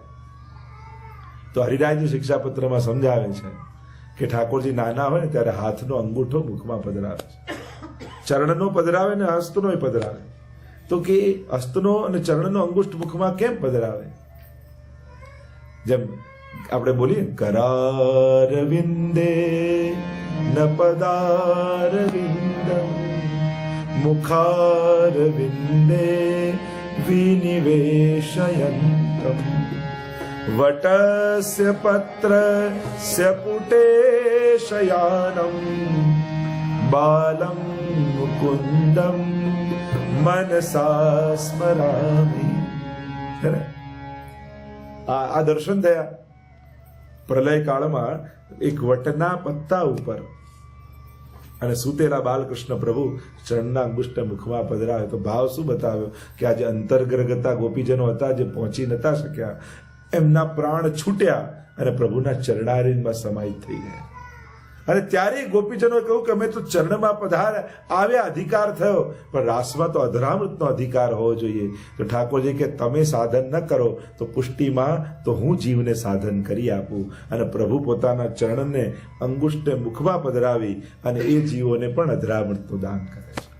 તો આ ભાવ આપણે ત્યાં બતાવ્યો. આમ ગોપીજનો નીકળી ન શક્યા અને બાકી બધા ગોપીજનો દોડતા ઠાકોરજીને સન્મુખ આવીને ઉભા રહ્યા. એકવાર એક જણ કથા કરતા હતા અને કથા કરતા આ પ્રસંગ આવ્યો કે અડધી રાતના ઠાકોરજીએ વેણુનાદ કર્યો અને ગોપીજનો ઘરબાર છોડી અને પ્રભુની સન્મુખ આવીને વનમાં ઉભા રહી ગયા. તો કે કથા પૂરી થઈ એટલે પૂછ્યું પ્રેક્ટિકલ આવું પોસિબલ છે કે અડધી રાતના કોઈ વેણું વગાડે અને લોકો ઘરબાર છોડીને જંગલમાં પહોંચી જાય? ત્યારે પેલા કથાકાર જ્યારે કહેતા હતા, જે સંત, કહું કે આ તો અડધી રાતની કથા છે, રાતના આવજો. તો કઈ લોકો અડધી રાતના જંગલમાં આશ્રમમાં પહોંચી ગયા કે ના, અમને જવાબ આપો કે અડધી રાતના કોઈ વેણું વગાડે ગરબા છોડીને કોઈ જંગલમાં પહોંચે? કે આ તો યમુનાજીના તટની કથા છે, ત્યાં ચાલો. ત્યારે કહું કે ચાલો, જવાબ તો લઈને જ છોડીશું. કિનારે અડધી રાતના કોઈ વેણું વગાડે કોઈ ગરબા છોડીને જંગલમાં આવી શકે? પોસિબલ છે? ત્યારે સંતે કહ્યું કે ઠાકોરજીએ વેણું વગાડીને ગોપીઓ અડધી રાતના આવ્યા એ તો પછીની વાત, પણ એ કથામાં તમને એટલો રસ આવ્યો કે અડધી રાતના ગરબાર છોડીને જંગલમાં આવી ગયા. તો જેણે વેણું સાંભળી હશે એ વનમાં જાય, એમાં શું આશ્ચર્ય છે? તમને કથામાં એટલો રસ થયો કે તમે ગરબા છોડીને અડધી રાતના આવ્યા, તો જેણે ખરેખર વેણું સાંભળી હશે એની શું દશા થઈ હશે? વેણુનો પ્રવાહ જે છે, અન્ય જેટલા પ્રવાહ હોય ને એમાં કોઈ વસ્તુ પડે ને તો એના ઉદ્ગમથી દૂર લઈ જાય, પણ વેણુનો પ્રવાહ એવો કે એમાં કોઈ આવ્યો તો એ ઉદ્ગમ તરફ ખેંચીને લઈ જાય. જ્યાંથી નીકળતો હોય ત્યાં લઈ. બાકી દુનિયાના જેટલા પ્રવાહ જ્યાંથી નીકળે ત્યાંથી પ્રવાહમાં પડો તો દૂર જાય, અને આ તો ખેંચીને પાસે બોલાવે. ઠાકોરજી વેણુનાદ કરી રહ્યા છે. કે વ્રજમાં વાસલડી વાગી રે, કે વ્રજમાં વાસલડી વાગી રે, સૈયદ હું તો ઝબકીને જાગી રે. સૈયદ હું તો कौन बजा रहा? જાગી રે, के लगनी मोहन संग लागी रे, के लगनी મોહન સંગ લાગી રે, के व्रजમાં વાસલડી વાગી રે. વ્રજમાં વાસલડી વાગી રે. ગોપીઓ દોડતી દોડતી આવી છે. ઠાકોરજી મધુર નાદ કરી રહ્યા છે, મગ્ન છે પ્રભુ વગાડવામાં, અને અનેક ગોપીજનો સામે આવીને ઉભા રહી ગયા છે. અને જ્યાં પ્રભુએ નજર ઊંચી કરી, જુએ તો અનેક ગોપીજનો આશ્ચર્યચકિત ભાવ નેત્રોમાં લાવીને ઠાકોરજી જોવા લાગ્યા. અરે, પ્રભુ બોલ્યા, સ્વાગતમ વો મહાભાગા, પ્રિયમ કિમ કરવાણિ વહ, વ્રજસ્યાનામયં કશ્ચિત બ્રૂતાગમન કારણમ. સ્વાગત है आपका गोपीजनों, स्वागतम वो महाभागा. हे महाभागा गोपीजनों, આપનું સ્વાગત છે. આપનું શું પ્રિય કરું? આમ અડધી રાતના વનમાં કેમ આવ્યા? સ્ત્રીઓ આમ વનમાં આવું ઠીક નથી, પણ ગોપીઓ આશ્ચર્યથી જુએ. બોલાવ્યા જણે આપણને ઘરે હોય ને, ઘરે જઈએ પછી પૂછે શા માટે આવ્યા? તો કેવી દશા થાય? આમંત્રણ જેણે આપ્યું, વેણુનો નાદ એવો કર્યો જાણે દરેક ગોપીને એમ લાગ્યું કે મારું નામ લઈ લઈને પરમાત્મા બોલાવે છે. અને પ્રભુ આપે બોલાવ્યા, હવે આપ આશ્ચર્યથી અમને પૂછો શા માટે આવે? પ્રભુ ઉપદેશ આપવા લાગ્યા. 10 શ્લોકમાં ભગવાને ઉપદેશ આપ્યો, 11 શ્લોકમાં ગોપીજનો ઉત્તર આપ્યો છે. અને મહાપ્રભુજી ત્યાં કહે છે છેલ્લા શ્લોકમાં, સુબોધની, અહીંયા મારા ગોપીજનોનો વિજય થયો છે. 10 શ્લોકમાં પ્રભુ સમજાવવા લાગ્યા, અરે અડધી રાતના સ્ત્રીએ વનમાં આવું ઠીક નથી, અહીંયા ઘનઘોર પશુ હશે, તમારા સ્વજનો તમારી પ્રતીક્ષા કરતા હશે, અને તમારા વિયોગમાં દુઃખી હશે. પતિની સેવા કરવી એ જ સ્ત્રીનો ધર્મ છે. રોગી હોય, નિર્ધન હોય, વૃદ્ધ હોય, કેવો હોય, પતિની સેવા કરવી સ્ત્રીનો ધર્મ. ઘરે જાઓ, પાછા જાઓ. 10 શ્લોકમાં ઉપદેશ આપ્યો, અને ગોપીજનો શાંતિથી સાંભળે છે, બોલી લેવા દો. પ્રભુએ ઉપદેશ આપ્યો એટલે હવે ગોપીજનો કે આપનું પૂરું થયું, તો અમે શરૂ કરીએ. પ્રભુ, આ તો એવી જ વાત થઈ, આપે અમને બોલાવીને પાછા જવાનું કહો છો, અમને ધર્મ આપ સમજાવો છો. પણ પ્રભુ, પ્રત્યેક ધર્મ, આપે જે કહ્યું કે સ્ત્રીનો ધર્મ શું છે, બિલકુલ સાચી વાત, સ્ત્રીનો ધર્મ આ જ છે. પણ આપની વેણું સાંભળીને એ જ ક્ષણે અમારી દેહ બુદ્ધિ તો ત્યાં જ પડી ગઈ. અહીંયા કોઈ સ્ત્રી નથી આવી, અહીંયા તો જીવાત્મા પરમાત્માને મળવા આવ્યો છે. એટલે આપને સ્ત્રી ધર્મની વાત બધી સાચી, પણ એ વાત ન ભૂલતા કે સ્ત્રી બુદ્ધિ તો ક્યારની ખતમ થઈ ગઈ. એ વેણું સાંભળતાની સાથે અમારી દેહ બુદ્ધિ સમાપ્ત થઈ ચૂકી છે. અહીંયા તો આ અલ્પાનંદ પૂર્ણાનંદનો અનુભવ કરવા આવ્યો છે. એટલે આપ જે કહી રહ્યા છો બિલકુલ સાચું. અને ધર્મ પણ ધર્મીને મેળવવા હોય છે. આ બધા ધર્મ જો આપને જ મેળવવા માટે કામ ન લાગે તો પછી એ ધર્મ કામના શું? ધર્મ તો વાડ જેવું, જેમ કોઈ વ્યક્તિ ગુલાબનો છોડ વાવે અને એને સાચવવા માટે કાંટાની વાડ કરે, પણ કાંટાની વાડને સાચવવામાં જેટલો મશગુલ થઈ જાય કે છોડને જ પાણી પાવાનું ભૂલી જાય, તો પછી એ શું કામનું? પ્રભુ, આપ અમને ધર્મ સાચવવાનું કહો છો, પણ ધર્મી રૂપ આપ છો, અને આપને જ ન પામી શકતા હોય તો એ ધર્મ ભાર રૂપ છે. અને પ્રભુ, આપ અમને કહો કે આપના પતિ, બંધુ, સખા, મિત્ર, પિતા બધા રાહ જોતા હશે. વાત બધી સાચી. અમે વ્યક્તિઓને છોડ્યા છે, વૃત્તિઓ તો લઈને જ આવ્યા છે. આ બધી ભાવનાઓ મૂકી નથી. વ્યક્તિઓને, લૌકિક વ્યક્તિઓના દેહને મૂક્યા, ભાવના તો લઈને જ આવ્યા છે. હવે આપ જ અમારા પિતા, આપ જ પતિ, આપ જ સખા, આપ જ બંધુ, ત્વમેવ સર્વમ મમ દેવ દેવ. હવે તો બધું આપ જ છો. અને પ્રભુ, મૈવમ વિભોરતિ ભવાન ગતિતુમ સંશમ સંત્યજ્ય સર્વ વિષયાંસ્તવ પાદમૂલમ. પ્રભુ कहने लगे, गोपियां कहने लगी, મૈવમ વિભોરતિ ભવાન ગતિતુમ સંત્યજ્ય સર્વ વિષયાન. બધું જ છોડી દીધું છે આપના માટે. પ્રભુ, ગમે તેટલું ઉત્તમ અનાજનું બીજ હોય ને, એકવાર શેકાઈ જાય ને પછી ઉત્તમમાં ઉત્તમ ભૂમિ આપો, ખાદ આપો, જલ આપો, સૂરજ પ્રકાશ આપો, પણ શેકાયેલા ધાનમાં ફણગા ફૂટતા નથી. એમ પ્રભુ આપના પ્રેમમાં અમારું હૃદય શેકાઈ ચૂક્યું છે.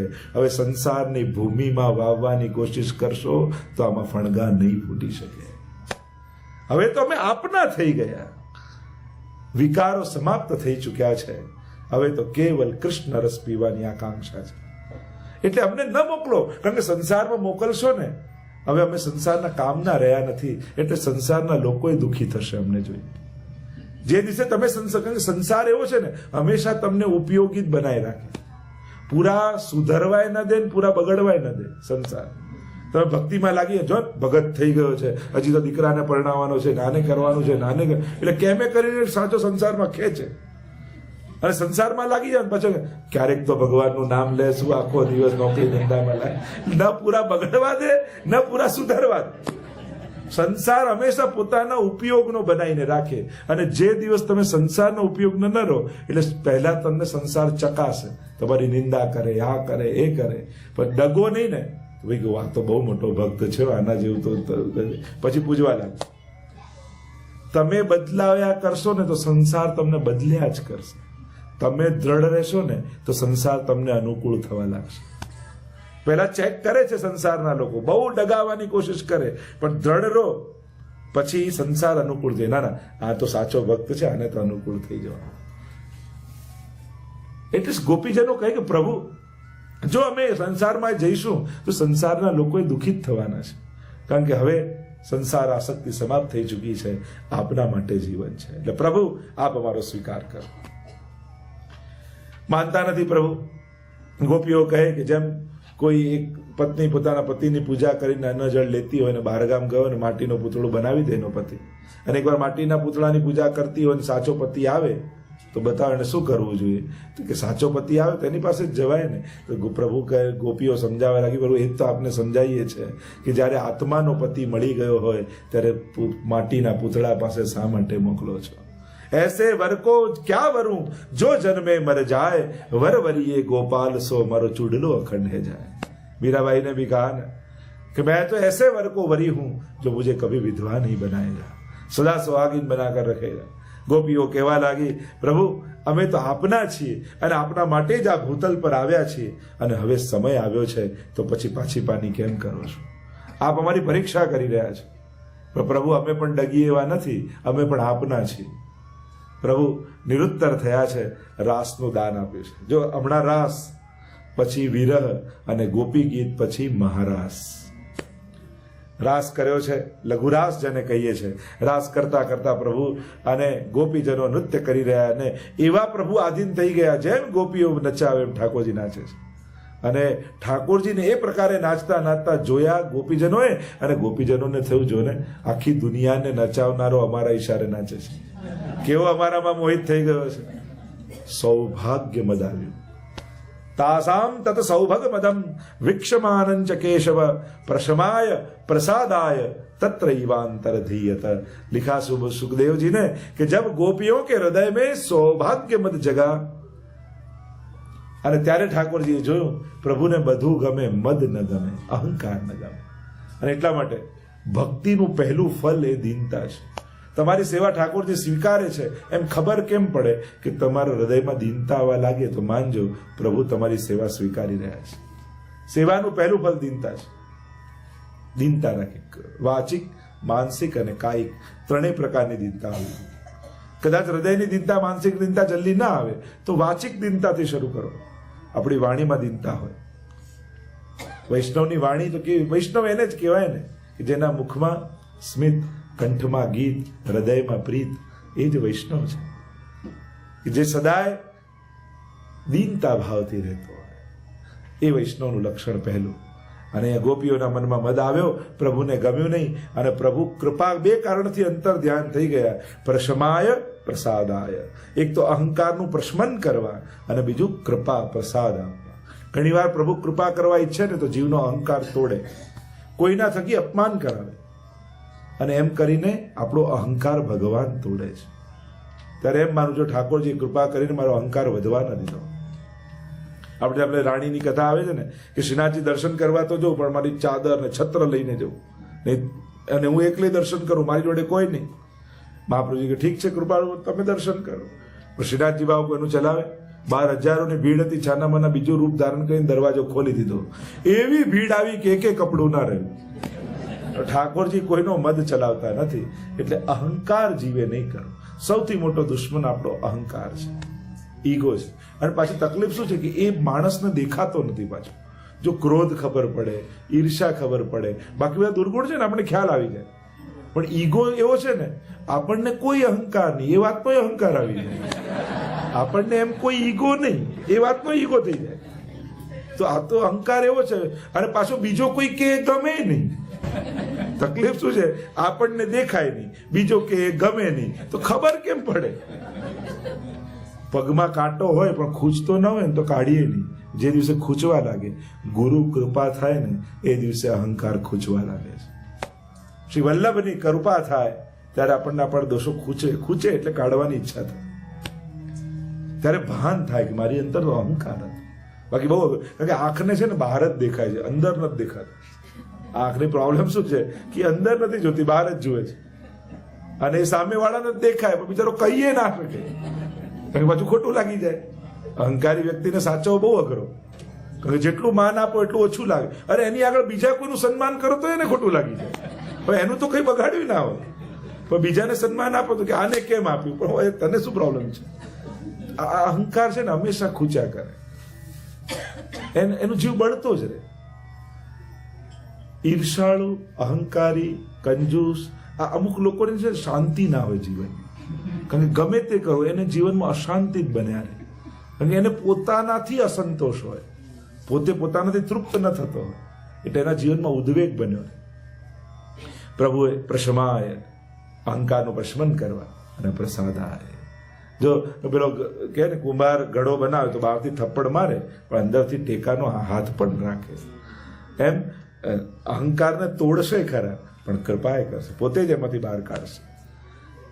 અંતર ધ્યાન થયા. ખરેખર તો ગોપીઓના ધ્યાનમાં અંતર આવ્યું હતું. જે ધ્યાન પ્રભુની કૃપાને જોતું હતું એ પોતાની વિશેષતા જોવા લાગી. આપણે શરૂઆત સેવા પદ રહી પહેલા કંઈ આવડતું ન હોય ત્યારે અમને તો કંઈ નથી આવડતું, ઠાકોરજી કૃપા કરીને બસ કરીએ છીએ, હાથ પવિત્ર કરી. પાકી આવડી જાય ને મારા જેવું તો કોઈ ના કરે. એટલે એ જ વસ્તુ અહંકાર બની જાય. એ જ વસ્તુ એટલે ઘણીવાર આવડત જ અહંકારનું કારણ હોય છે. ઘણીવાર કારણ કે જેનામાં કંઈક વિશેષતા હોય તો જ એને બી કરે. અને એટલા માટે ઘણીવાર લોકો કે અમે આવા વૈષ્ણવ અમે બધું કરીએ તો પ્રવચનમાં બધા અમને જ સંભળાવો કે અક્રોધ નહીં કરવો, ઈર્ષા નહીં કીધે, અસત્સંગ કરવો. અમારી ઘડી અમને કેમ કહેવામાં આવે? જે બધા ખરાબ છે, ભગવાનમાં નથી માનતા એને કોને? અમે માનીએ છીએ, શ્રદ્ધા રાખી તો અમને જ વારે ઘડી કહેવામાં. એક છોકરો છે ને ધંધામાં આવ્યો, ઝવેરીનો ધંધો. તો કે પપ્પા હવે હું ધંધામાં જોડાવું. તો કે છે આ હીરા બાજુના ગામમાં આપ્યા. એટલે ટ્રેનમાં મૂકવા આવ્યા એના પપ્પા, અને સમજાવજો બેટા સાચવજે, તકિયાની નીચે રાખજે, સુઈ જાય તો મૂકીને જતો, બાથરૂમમાં જાય સાથે લઈ જજે, હીરા છે, આટલા મોંઘા હીરા છે, જો ખોવાઈ ન જાય. અડધો કલાક લેક્ચર એના પપ્પાએ આપ્યું એટલે અકળાઈ ગયો છોકરો. એ વાત જો સામે એના પપ્પા એના મૂકવા આવ્યા પેલા છોકરાને કંઈ કહે છે ને, તમે અડધો કલાકથી મને લેક્ચર આપ કરો છો, આવું કેમ? ત્યારે એના પપ્પાએ કહ્યું પેલો ફરવા આવ્યો છે અને તારી પાસે હીરા છે એટલે તને કહેવું પડે. જે દુનિયામાં ફરવા જ આવ્યા છે એને કહેવાની જરૂર નથી, પણ તમને તો ભાવના હીરા લઈ મહાપ્રભુજી આ ભૂતલ પર મોકલ્યા છે અને આ હીરો કોઈ લઈ ન જાય એની ચિંતા છે એટલે કહેવું પડે છે. બાકી જે આટા ફેરા જ કરવા આવ્યા છે એને ક્યાં સમજાવવાની જરૂર છે? પણ જેના હૃદયમાં ભાવરૂપી હીરો છે એટલે હરિરાયજી વારે ઘડીએ ચેતવે તારા ભાવરૂપી રત્નને કોઈ ચોરી ન જાય. સાચવજે તારા સારા વિચારોને, તારી સદભાવનાને. આ હીરાઓ છે, આ વારે ઘડીએ નહીં મળે, કોઈ ચોરી ન જાય. ધ્યાન રાખજે, કારણ કે એવો સંગ ન થઈ જાય કે તારો ભાવ જતો રહે. તો આમ ગોપીજનો અંતર ધ્યાન પ્રભુ થયા એટલે કે એમના ધ્યાનમાં અંતર આવ્યું. ગોતવા લાગી ગોપીઓ, કહા ગયા મારે કૃષ્ણ?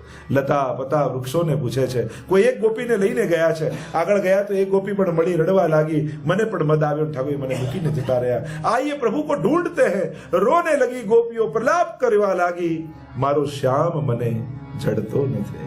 મારો શ્યામ મને જડતો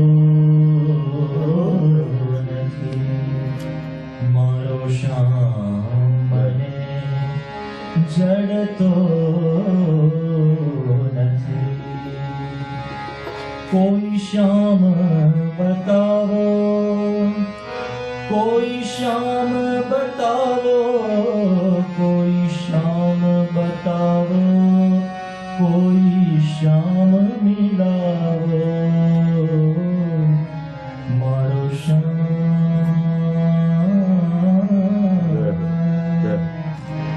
મારો શ્યામ મને જડતો નથી.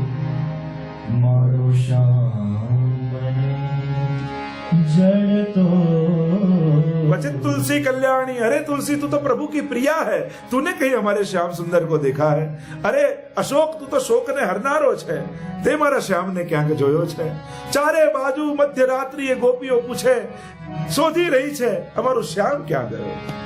શ્યામ વિનાનું જીવન સૂનું, શ્યામ વિનાનું જીવન સૂનું, ચંદ્ર વિનાની રાતડી જેવું, મારો શ્યામ મને જડતો નથી. મારો શ્યામ મને જડતો. પૂજ્યજીજીના શબ્દોમાં ગોપીઓની વ્યથા અભિવ્યક્ત થઈ. મારો શ્યામ મિલાવો, મને કોઈ મારા ઠાકોરજીથી મિલાવો. રડવા લાગી, પ્રલાપ કરવા લાગી. યમુનાજીના તટ પર આવી મોટે મોટેથી પ્રલાપ કરે. સુનારણ્યમાં રડતી મૃગલી, સુના અરણ્યમાં રડતી મૃગલી, એમ રડે મારી આંખ લડી, મારો શ્યામ મને જડતો નથી. મારો શ્યામ મને જડતો. એવી ઉન્મત્ત બની ગોપીઓ કૃષ્ણ લીલાનું અનુકરણ કરવા લાગી, પોતાની જાતને કૃષ્ણ સમજવા લાગી, એવી ઉન્મત્ત બની ગઈ. શ્યામા પૂછે તો સખીને સો, શ્યામા કહાં ગઈ? શ્યામ શ્યામ રટત હો, શ્યામા શ્યામ ભઈ. पर श्यामा पूछे तो सखीन सो, श्यामा कहां गई? आ श्यामा नामनी गोपी श्याम श्याम श्याम श्याम पुकारती पुकारती પોતાને કૃષ્ણ સમજવા લાગી. અને એની સખીને પૂછે છે કે પેલી શ્યામા સખી નથી દેખાતી? પોતાની જાત માટે પૂછવા લાગી. એવી કૃષ્ણમય બની ગઈ. રામાયણમાં પણ એવી કથા કહેતા હોય છે કે જ્યારે હનુમાનજી ગયા સીતાજી પાસે અને વીંટી આપી અને ત્યારે પ્રશ્ન કર્યો છે કે સીતાજીએ કહ્યું કે હનુમાનજી મને એક પ્રશ્ન છે. શું માતા? આખો દિવસ હું રામ રામ રામ રામ રામ રામ કર્યા કરું, મને ભય છે કે હું રામ ન બની જાઉં. હનુમાનજી કે એમાં વાંધો શું છે? સીતાજી કહે કે મારો રામ, જો હું રામ બની ગઈ તો મારો રામ સીતા વગર કેમ જીવશે? હનુમાનજી કે ચિંતા ન કરો, ત્યાં સીતા સીતા ચાલુ છે. આપ જો રામ બનશો તો મારો રામ સીતા બની જશે, અમારે તો માતા પિતા આમ જ રહેશે. ગોપીઓ કૃષ્ણ બનીને અનુકરણ કરવા લાગી. કોઈ માખણ ખાય, દેખ મેં માખણ ચોર કે लाई हूं. કોઈ શકટ બનીને શકટ ભંજન કરે, કોઈ પૂતના બની પૂતનાનો વધ કરે. કૃષ્ણ લીલાઓમાં રસમગ્ન બની ગઈ ગોપીઓ. અને જ્યારે કોઈ સાધન ન રહ્યું ત્યારે યમુનાજીના તટે આવી મહાપ્રભુજી કહે, અષ્ટાવિંશે હરિર્ગાનમ સ્વભાવાદ અપરાધતઃ કરતા વગ્ના ગોપિકા हि સ્તોત્રમ ચક્રુરીતિર્યતે. સુબોધનીજી મેં મહાપ્રભુજીને કારિકા લીખી. સુબોધનીજી પ્રમાણે 28મો અધ્યાય આ ગોપી ગીત છે. એટલે કહ્યું કે 28મા અધ્યાયમાં બે કારણથી ગોપીઓએ ગોપી ગીત ગાયું. સ્તોત્રમ, મહાપ્રભુએ તેને સ્તોત્ર કહ્યું છે. સ્વભાવાદ અને અપરાધતઃ, એક સ્વભાવથી, વિરહીનો સ્વભાવ હોય જેનો વિરહ થાય એના ગુણગાન કરવા, અને અપરાધતઃ જેનો અપરાધ થયો હોય એની ક્ષમા માંગવી જોઈએ, એના ગુણગાન કરવા જોઈએ. અને આ બે કારણથી ગોપીજનોએ ગોપી ગીત ગાયું. આવો આજે ખાલી 3 શ્લોક ગાઈશું અને પહેલા ગીત શ્લોકનું રસ દર્શન કરીશું. આપ સૌની પાસે ગોપી ગીત છે, ન હોય તો હવે તમે વાંટી શકો છો. एक स्वर में। आइए गोपियों को अपने हृदय में पधराएं, उनके स्वर में स्वर मिलाएं और प्रभु को पुकार करें। जयति तेधिकम् जन्मना व्रज श्रयत इंदिरा शश्वदत्रहि दयित दृश्यता दीक्षुतावका स्त्वयि धृता सव स्वामी चिन्वते। पुकारिए मेरे साथ। ओ श्रीनाथ जी आवजो तमे वाट जोई रहा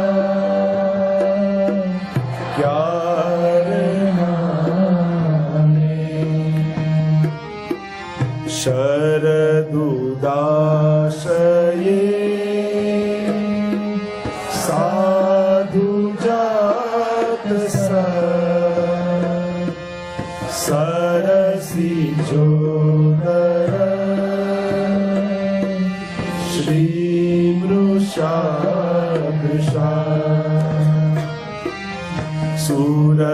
सूरतनाथ ते शुल्कदासिका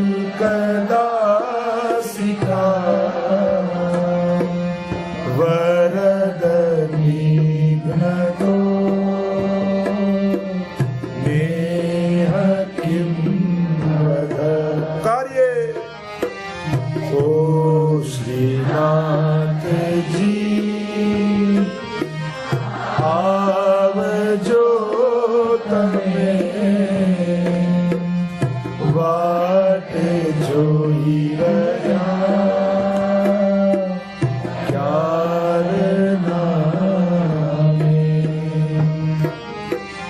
विष जलाप्यया व्याल राक्षसा वर्ष मारुता वैद्युतानला वृषमयात्मजा विश्वतो भया ऋषभते वयम् रक्षितामुः। कार्ये ओ श्रीनाथ जी आवजो तमे वाट जोई रहा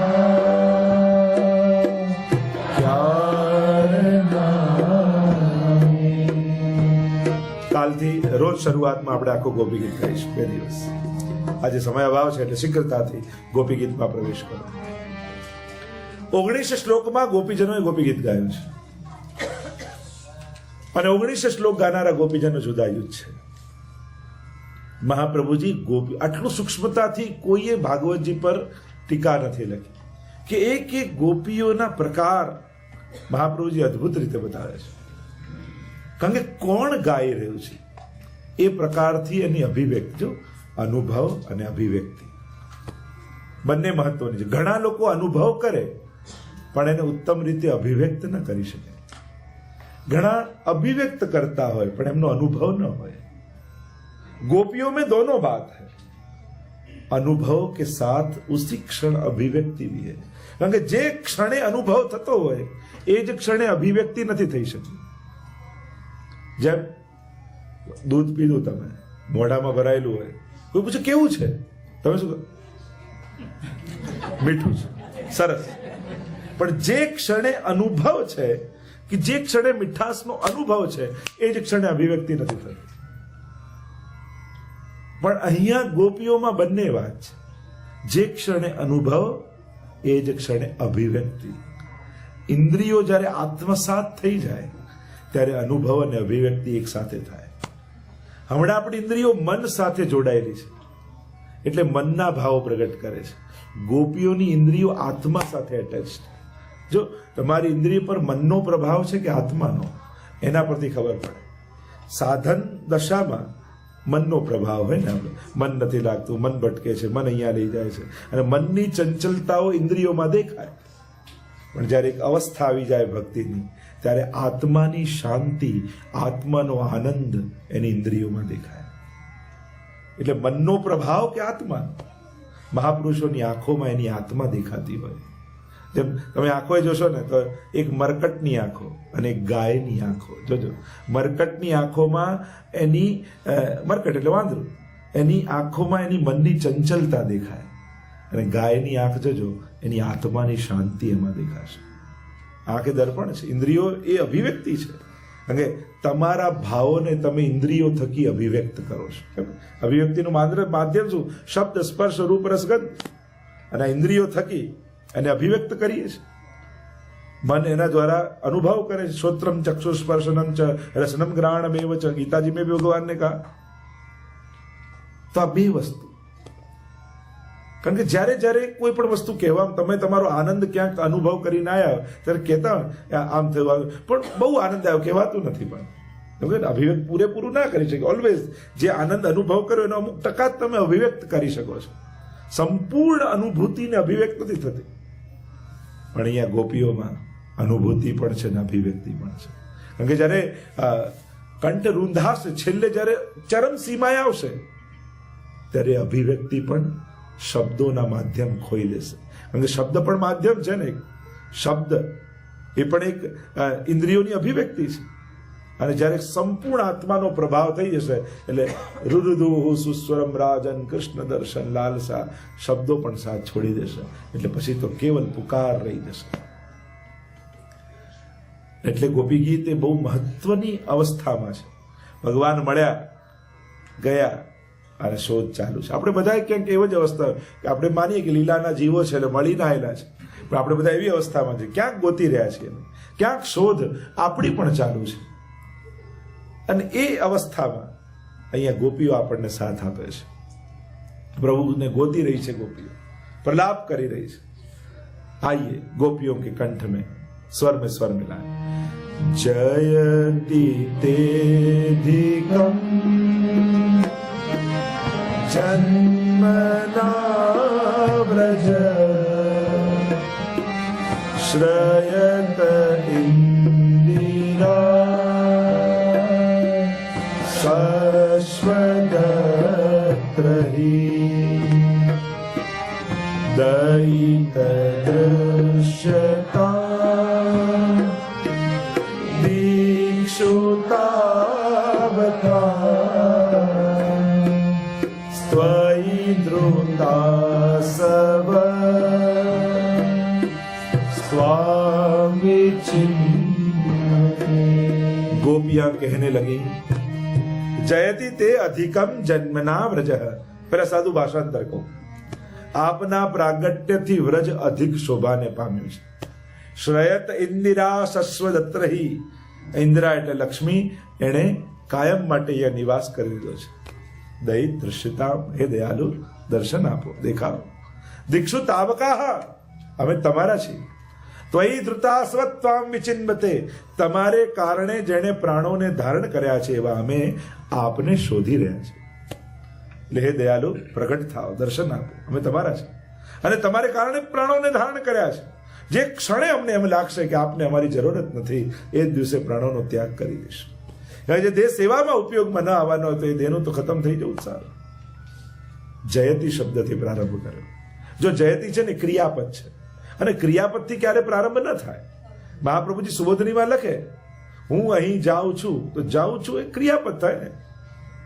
તો ક્રિયાપદથી શરૂ થાય, જાઉં છું હું અહીં, આવું કહીએ ક્રિયાપદથી. તો મહાપ્રભુજી સુબોધનીમાં કહે મંગલાર્થો અત્ર જય શબ્દ. महाप्रभु जी कहे कि यहाँ गोपियों ने जयति कहकर मंगलाचरण किया है. મંગલાચરણ કર્યું છે. આપણે ત્યાં કોઈ પણ શાસ્ત્રની શરૂઆત થાય ને ત્યારે પહેલા મંગલાચરણ કરવામાં આવે. મંગલાચરણમાં 3 પ્રકારના કહેવાય: આશીર્વાદાત્મક, નમસ્કારાત્મક અને વસ્તુ નિર્દેશાત્મક. આ 3 પ્રકારના મંગલાચરણો. એ કેટલાકમાં નમન કર્યા હોય, સચ્ચિદાનંદ રૂપાય વિશ્વોત્પત્તિ કે વયમ નુમઃ નમન કરીએ છીએ.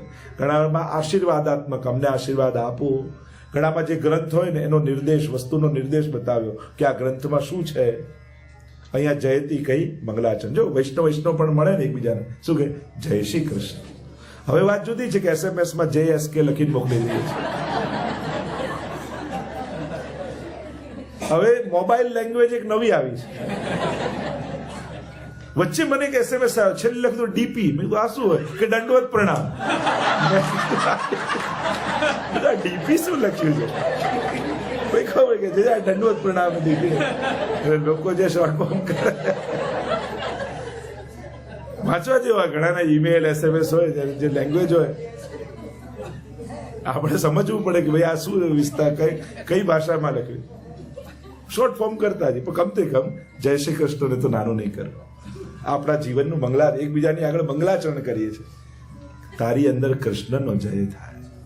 ને જ્યારે આપણે જીતીએ છીએ ત્યારે ભગવાનને હરાવીને જીતીએ છીએ, અને જ્યારે ભગવાન જીતે છે એટલે ભગવાન મારી અંદર જીતે. યત્ર યોગેશ્વર કૃષ્ણ યત્ર પાર્થો ધનુર્ધર તત્ર શ્રી વિજયો ભૂતિર ધ્રુવાન. જ્યાં ભગવાન ત્યાં જય. અને એટલા માટે તારી અંદર ભગવાનનો જય, જય શ્રી કૃષ્ણ, કૃષ્ણનો જય થાય. એટલે જ્યારે જ્યારે આ વૈષ્ણવ મળે ત્યારે આપણે ત્યાં જય શ્રી કૃષ્ણનો નિયમ. અને ઘરમાં, પરિવારમાં એક તો બાળકો સાથે પણ એક નિયમ જ રાખો કે સવારે ઉઠીને બધાને જય શ્રી કૃષ્ણ કરે, સૂતી વખત બધાને જય શ્રી કૃષ્ણ કરીને જાય. એટલે આપણો એક પ્રોટોકોલ, આપણે ત્યાંનું એક સંસ્કાર છે આ વૈષ્ણવી. એટલે આ ગોપીઓ પણ જયતી, આપ જય હો આપને. પણ સેનાથી જયતી? વૈકુંઠાદ અધિકમ જયતી. વૈકુંઠ કરતા પણ અધિક વ્રજનો જયતી. વ્રજમ જયતી. વ્રજની શોભા વૈકુંઠ કરતા પણ વધી ગઈ છે. હવે મોટા મોટા મુનિઓ વૈકુંઠ વાસ નથી માંગતા, વ્રજવાસ માંગે છે. બ્રહ્માજીને થયું કે વ્રજ બારે કે વૈકુંઠ. એક તરાજુ લીધું ને એક પલડામાં વ્રજ રાખ્યું, એક પલડામાં વૈકુંઠ રાખ્યું. હલકું હતું એ ઉપર જતું રહ્યું, ભારે હતું એ નીચે રહી ગયું. વૈકુંઠાદ અધિકમ જયતી. જેટલા જેટલા દેવતા, તમે વ્રજ યાત્રા કરી હોય તમને ખબર હશે, બધા દેવતાઓનો વાસ વ્રજમાં છે. અને ભારતના બધા તીર્થો વ્રજમાં છે. તમે લીલી પરિક્રમા કરો ને તો બધા તીર્થોના દર્શન તમને થઈ જાય. કારણ કે પ્રભુએ જ્યારે તીર્થોના રાજા પ્રયાગને બનાવ્યા ને ત્યારે એને સભા બોલાવી બધા તીર્થોની. તો બધા તીર્થ આવ્યા, વ્રજના આવી. ફરિયાદ કરી પ્રભુને કે આપે મને તીર્થોનો રાજા બનાવ્યો, બધા તીર્થ આવ્યો ને વ્રજ ના આવ્યો. ત્યારે ઠાકોરજીએ કહ્યું કે મેં તીર્થોના રાજા બનાવ્યા છે, મારા ઘરના નહીં. વ્રજ તો મારું ઘર છે, એ તો મારું નિજધામ છે.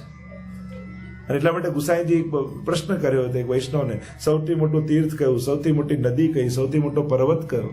પેલા કહ્યું સૌથી મોટું તીર્થ વ્રજ, સૌથી મોટો પર્વત, શ્રેષ્ઠ પર્વત ગિરિરાજજી, સૌથી શ્રેષ્ઠ નદી યમુનાજી.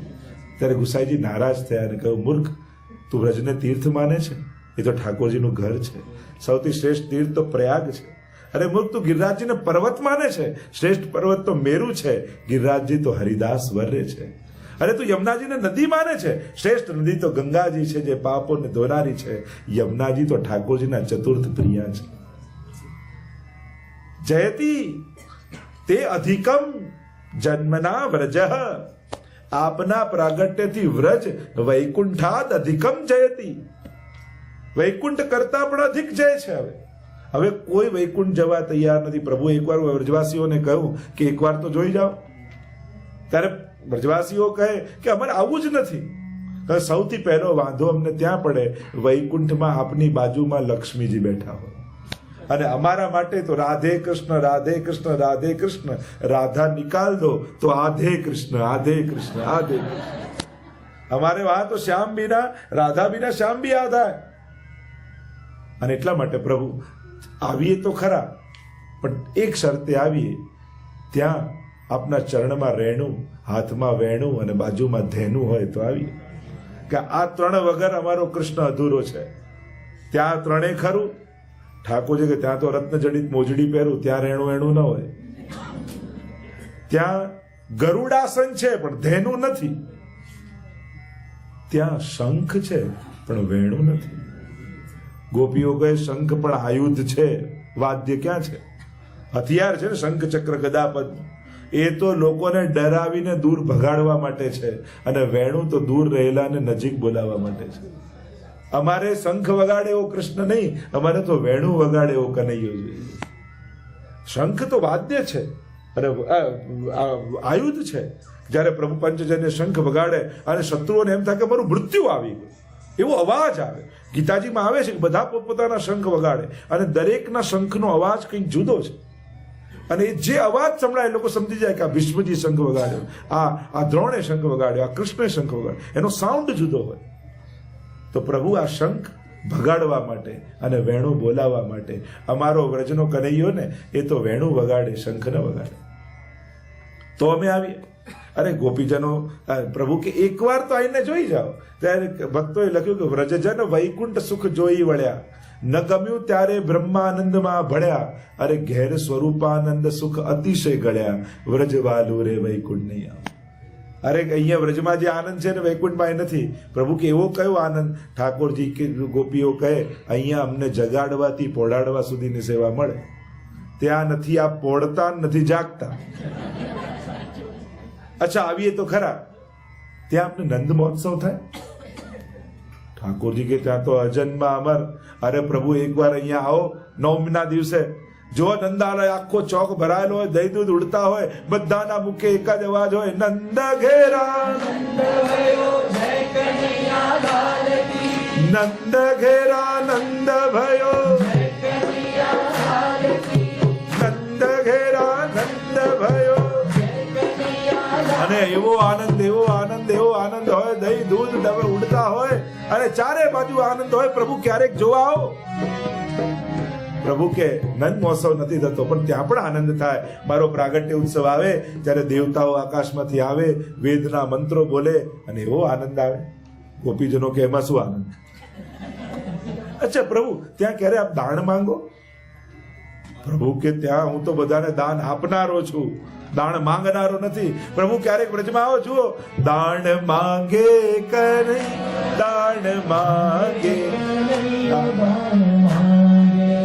અરે દાન માંગે કાનુડો, દાન માંગે, અરે દાન માંગે કાનુડો, દાન માંગે. પ્રભુ અહીંયા તો જયારે અમે દહીં દૂધની મટકી લઈને આમ સાંકડી ખોરતી જતી હોઈએ અને ગોવર્ધન કી શિખર તે મોહ નદીની ટેર, અંતરંગ સો કહત હે ગ્વાલિન રાખો ઘેર, નાગરી દાન લીલા. અને મારો કનૈયો દોડતો દોડતો આવે, મટકી ઉપાડીને ભાગે, મેરી ભરી મટુકિયા લે ગયો, મેરી ભરી મટુકિયા લે ગયો, મેરી ભરી મટુકિયા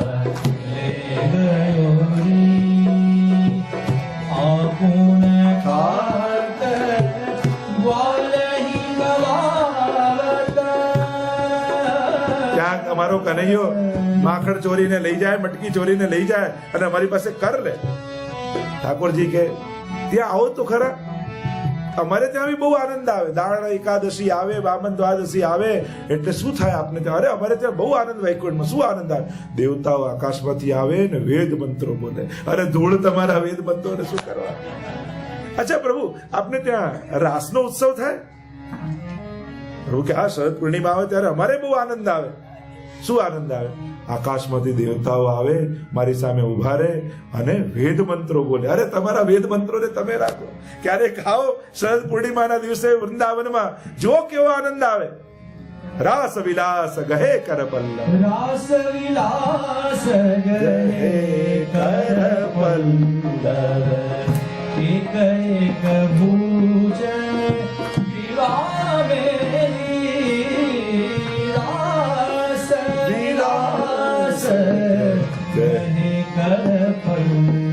ઠાકોરજી કે એક વાર તો વૈકુંઠ આવીને જોઈ જાઓ. અચ્છા પ્રભુ આપણે ત્યાં દિવાળી ઉજવાય? અરે અમારે ત્યાં તો વૈકુંઠમાં એવી દિવાળી ઉજવાય. શું થાય? દેવતાઓ આકાશમાંથી આવે અને વેદ મંત્ર, ધૂળ આપણી દિવાળી. ક્યારેક આવો અમારે ત્યાં વ્રજમાં ચારે બાજુ વ્રજમાં દીવા પ્રગટતા હોય, અન્નકૂટની તૈયારીઓ ચાલતી હોય, અને હું યશોદાજી સાથે જ્યાં ઠાકોરજી અમારા કનૈયા આવે યશોદાજી સાથે દીપદાન કરે અને હટડીમાં બિરાજી તરાજુમાં તોડી તોડીને વાટે. દીપદાન દે હટડી બેઠે નવલનાદ ગોવર્ધન. અને એવો ઉત્સવ અમારે ત્યાં થાય દિવાળીમાં. અરે પ્રભુ કે એક વાર તો વૈકુંઠ જોઈ જાઓ. ચલો પ્રભુ આવીએ તો ખરા. આપણે ત્યાં હોળી ખેલ થાય. અરે અમારે ત્યાં તો જયારે ડોલનો દિવસ આવે શું થાય ગોપીઓ? અરે દેવતાઓ આકાશમાંથી આવે, વેદ મંત્રો, અરે ધૂળ આપના વેદ મંત્રો. ક્યારેક આવો અમારા બ્રજમાં અને જુઓ કેવો ઉત્સવ થાય. અમારે ત્યાં જયારે ઠાકોરજી મુગટ ધારણ કરે, આ કાના ધર્યો રે મુગટ ખેલે, હોરી કાના ધર્યો રે, ઓ કાના ધર્યો રે મુગટ ખેલે, હોરી કાના ધર્યો રે, હરે કાના ધર્યો રે, હરે કાના ધર્યો રે મુગટ ખેલે, હોરી કાના ધર્યો રે, ઓ કાના ધર્યો રે મુગટ ખેલે, હોરી કાના ધર્યો. अरे होली तो ब्रजनी, बाकी सबे जगह होली और ब्रज में तो होला है, होरा. અહીંયા તો એવો આનંદ થાય. ઠાકોરજી કે એકવાર તો વૈકુંઠ આવીને જોઈ જાઓ. ગોપીજનો કે ચોક્કસ આવત, પણ 9 વાગી ગયા છે. એટલે આજની કથાનો વિરામનો સમય થયો છે, પણ કાલે સમયનું ધ્યાન રાખી શાર્પ આપણે જો સમયસર શરૂ કરી દઈએ તો ગોપીઓની ગાથા તો એવી મધુર છે. એક લીલાઓ ગોપીઓએ જે સ્મરણ કરી છે, કાલે એનો આનંદ કરીશું. તો આજની કથા અને પ્રસંગને વિરામ આપતા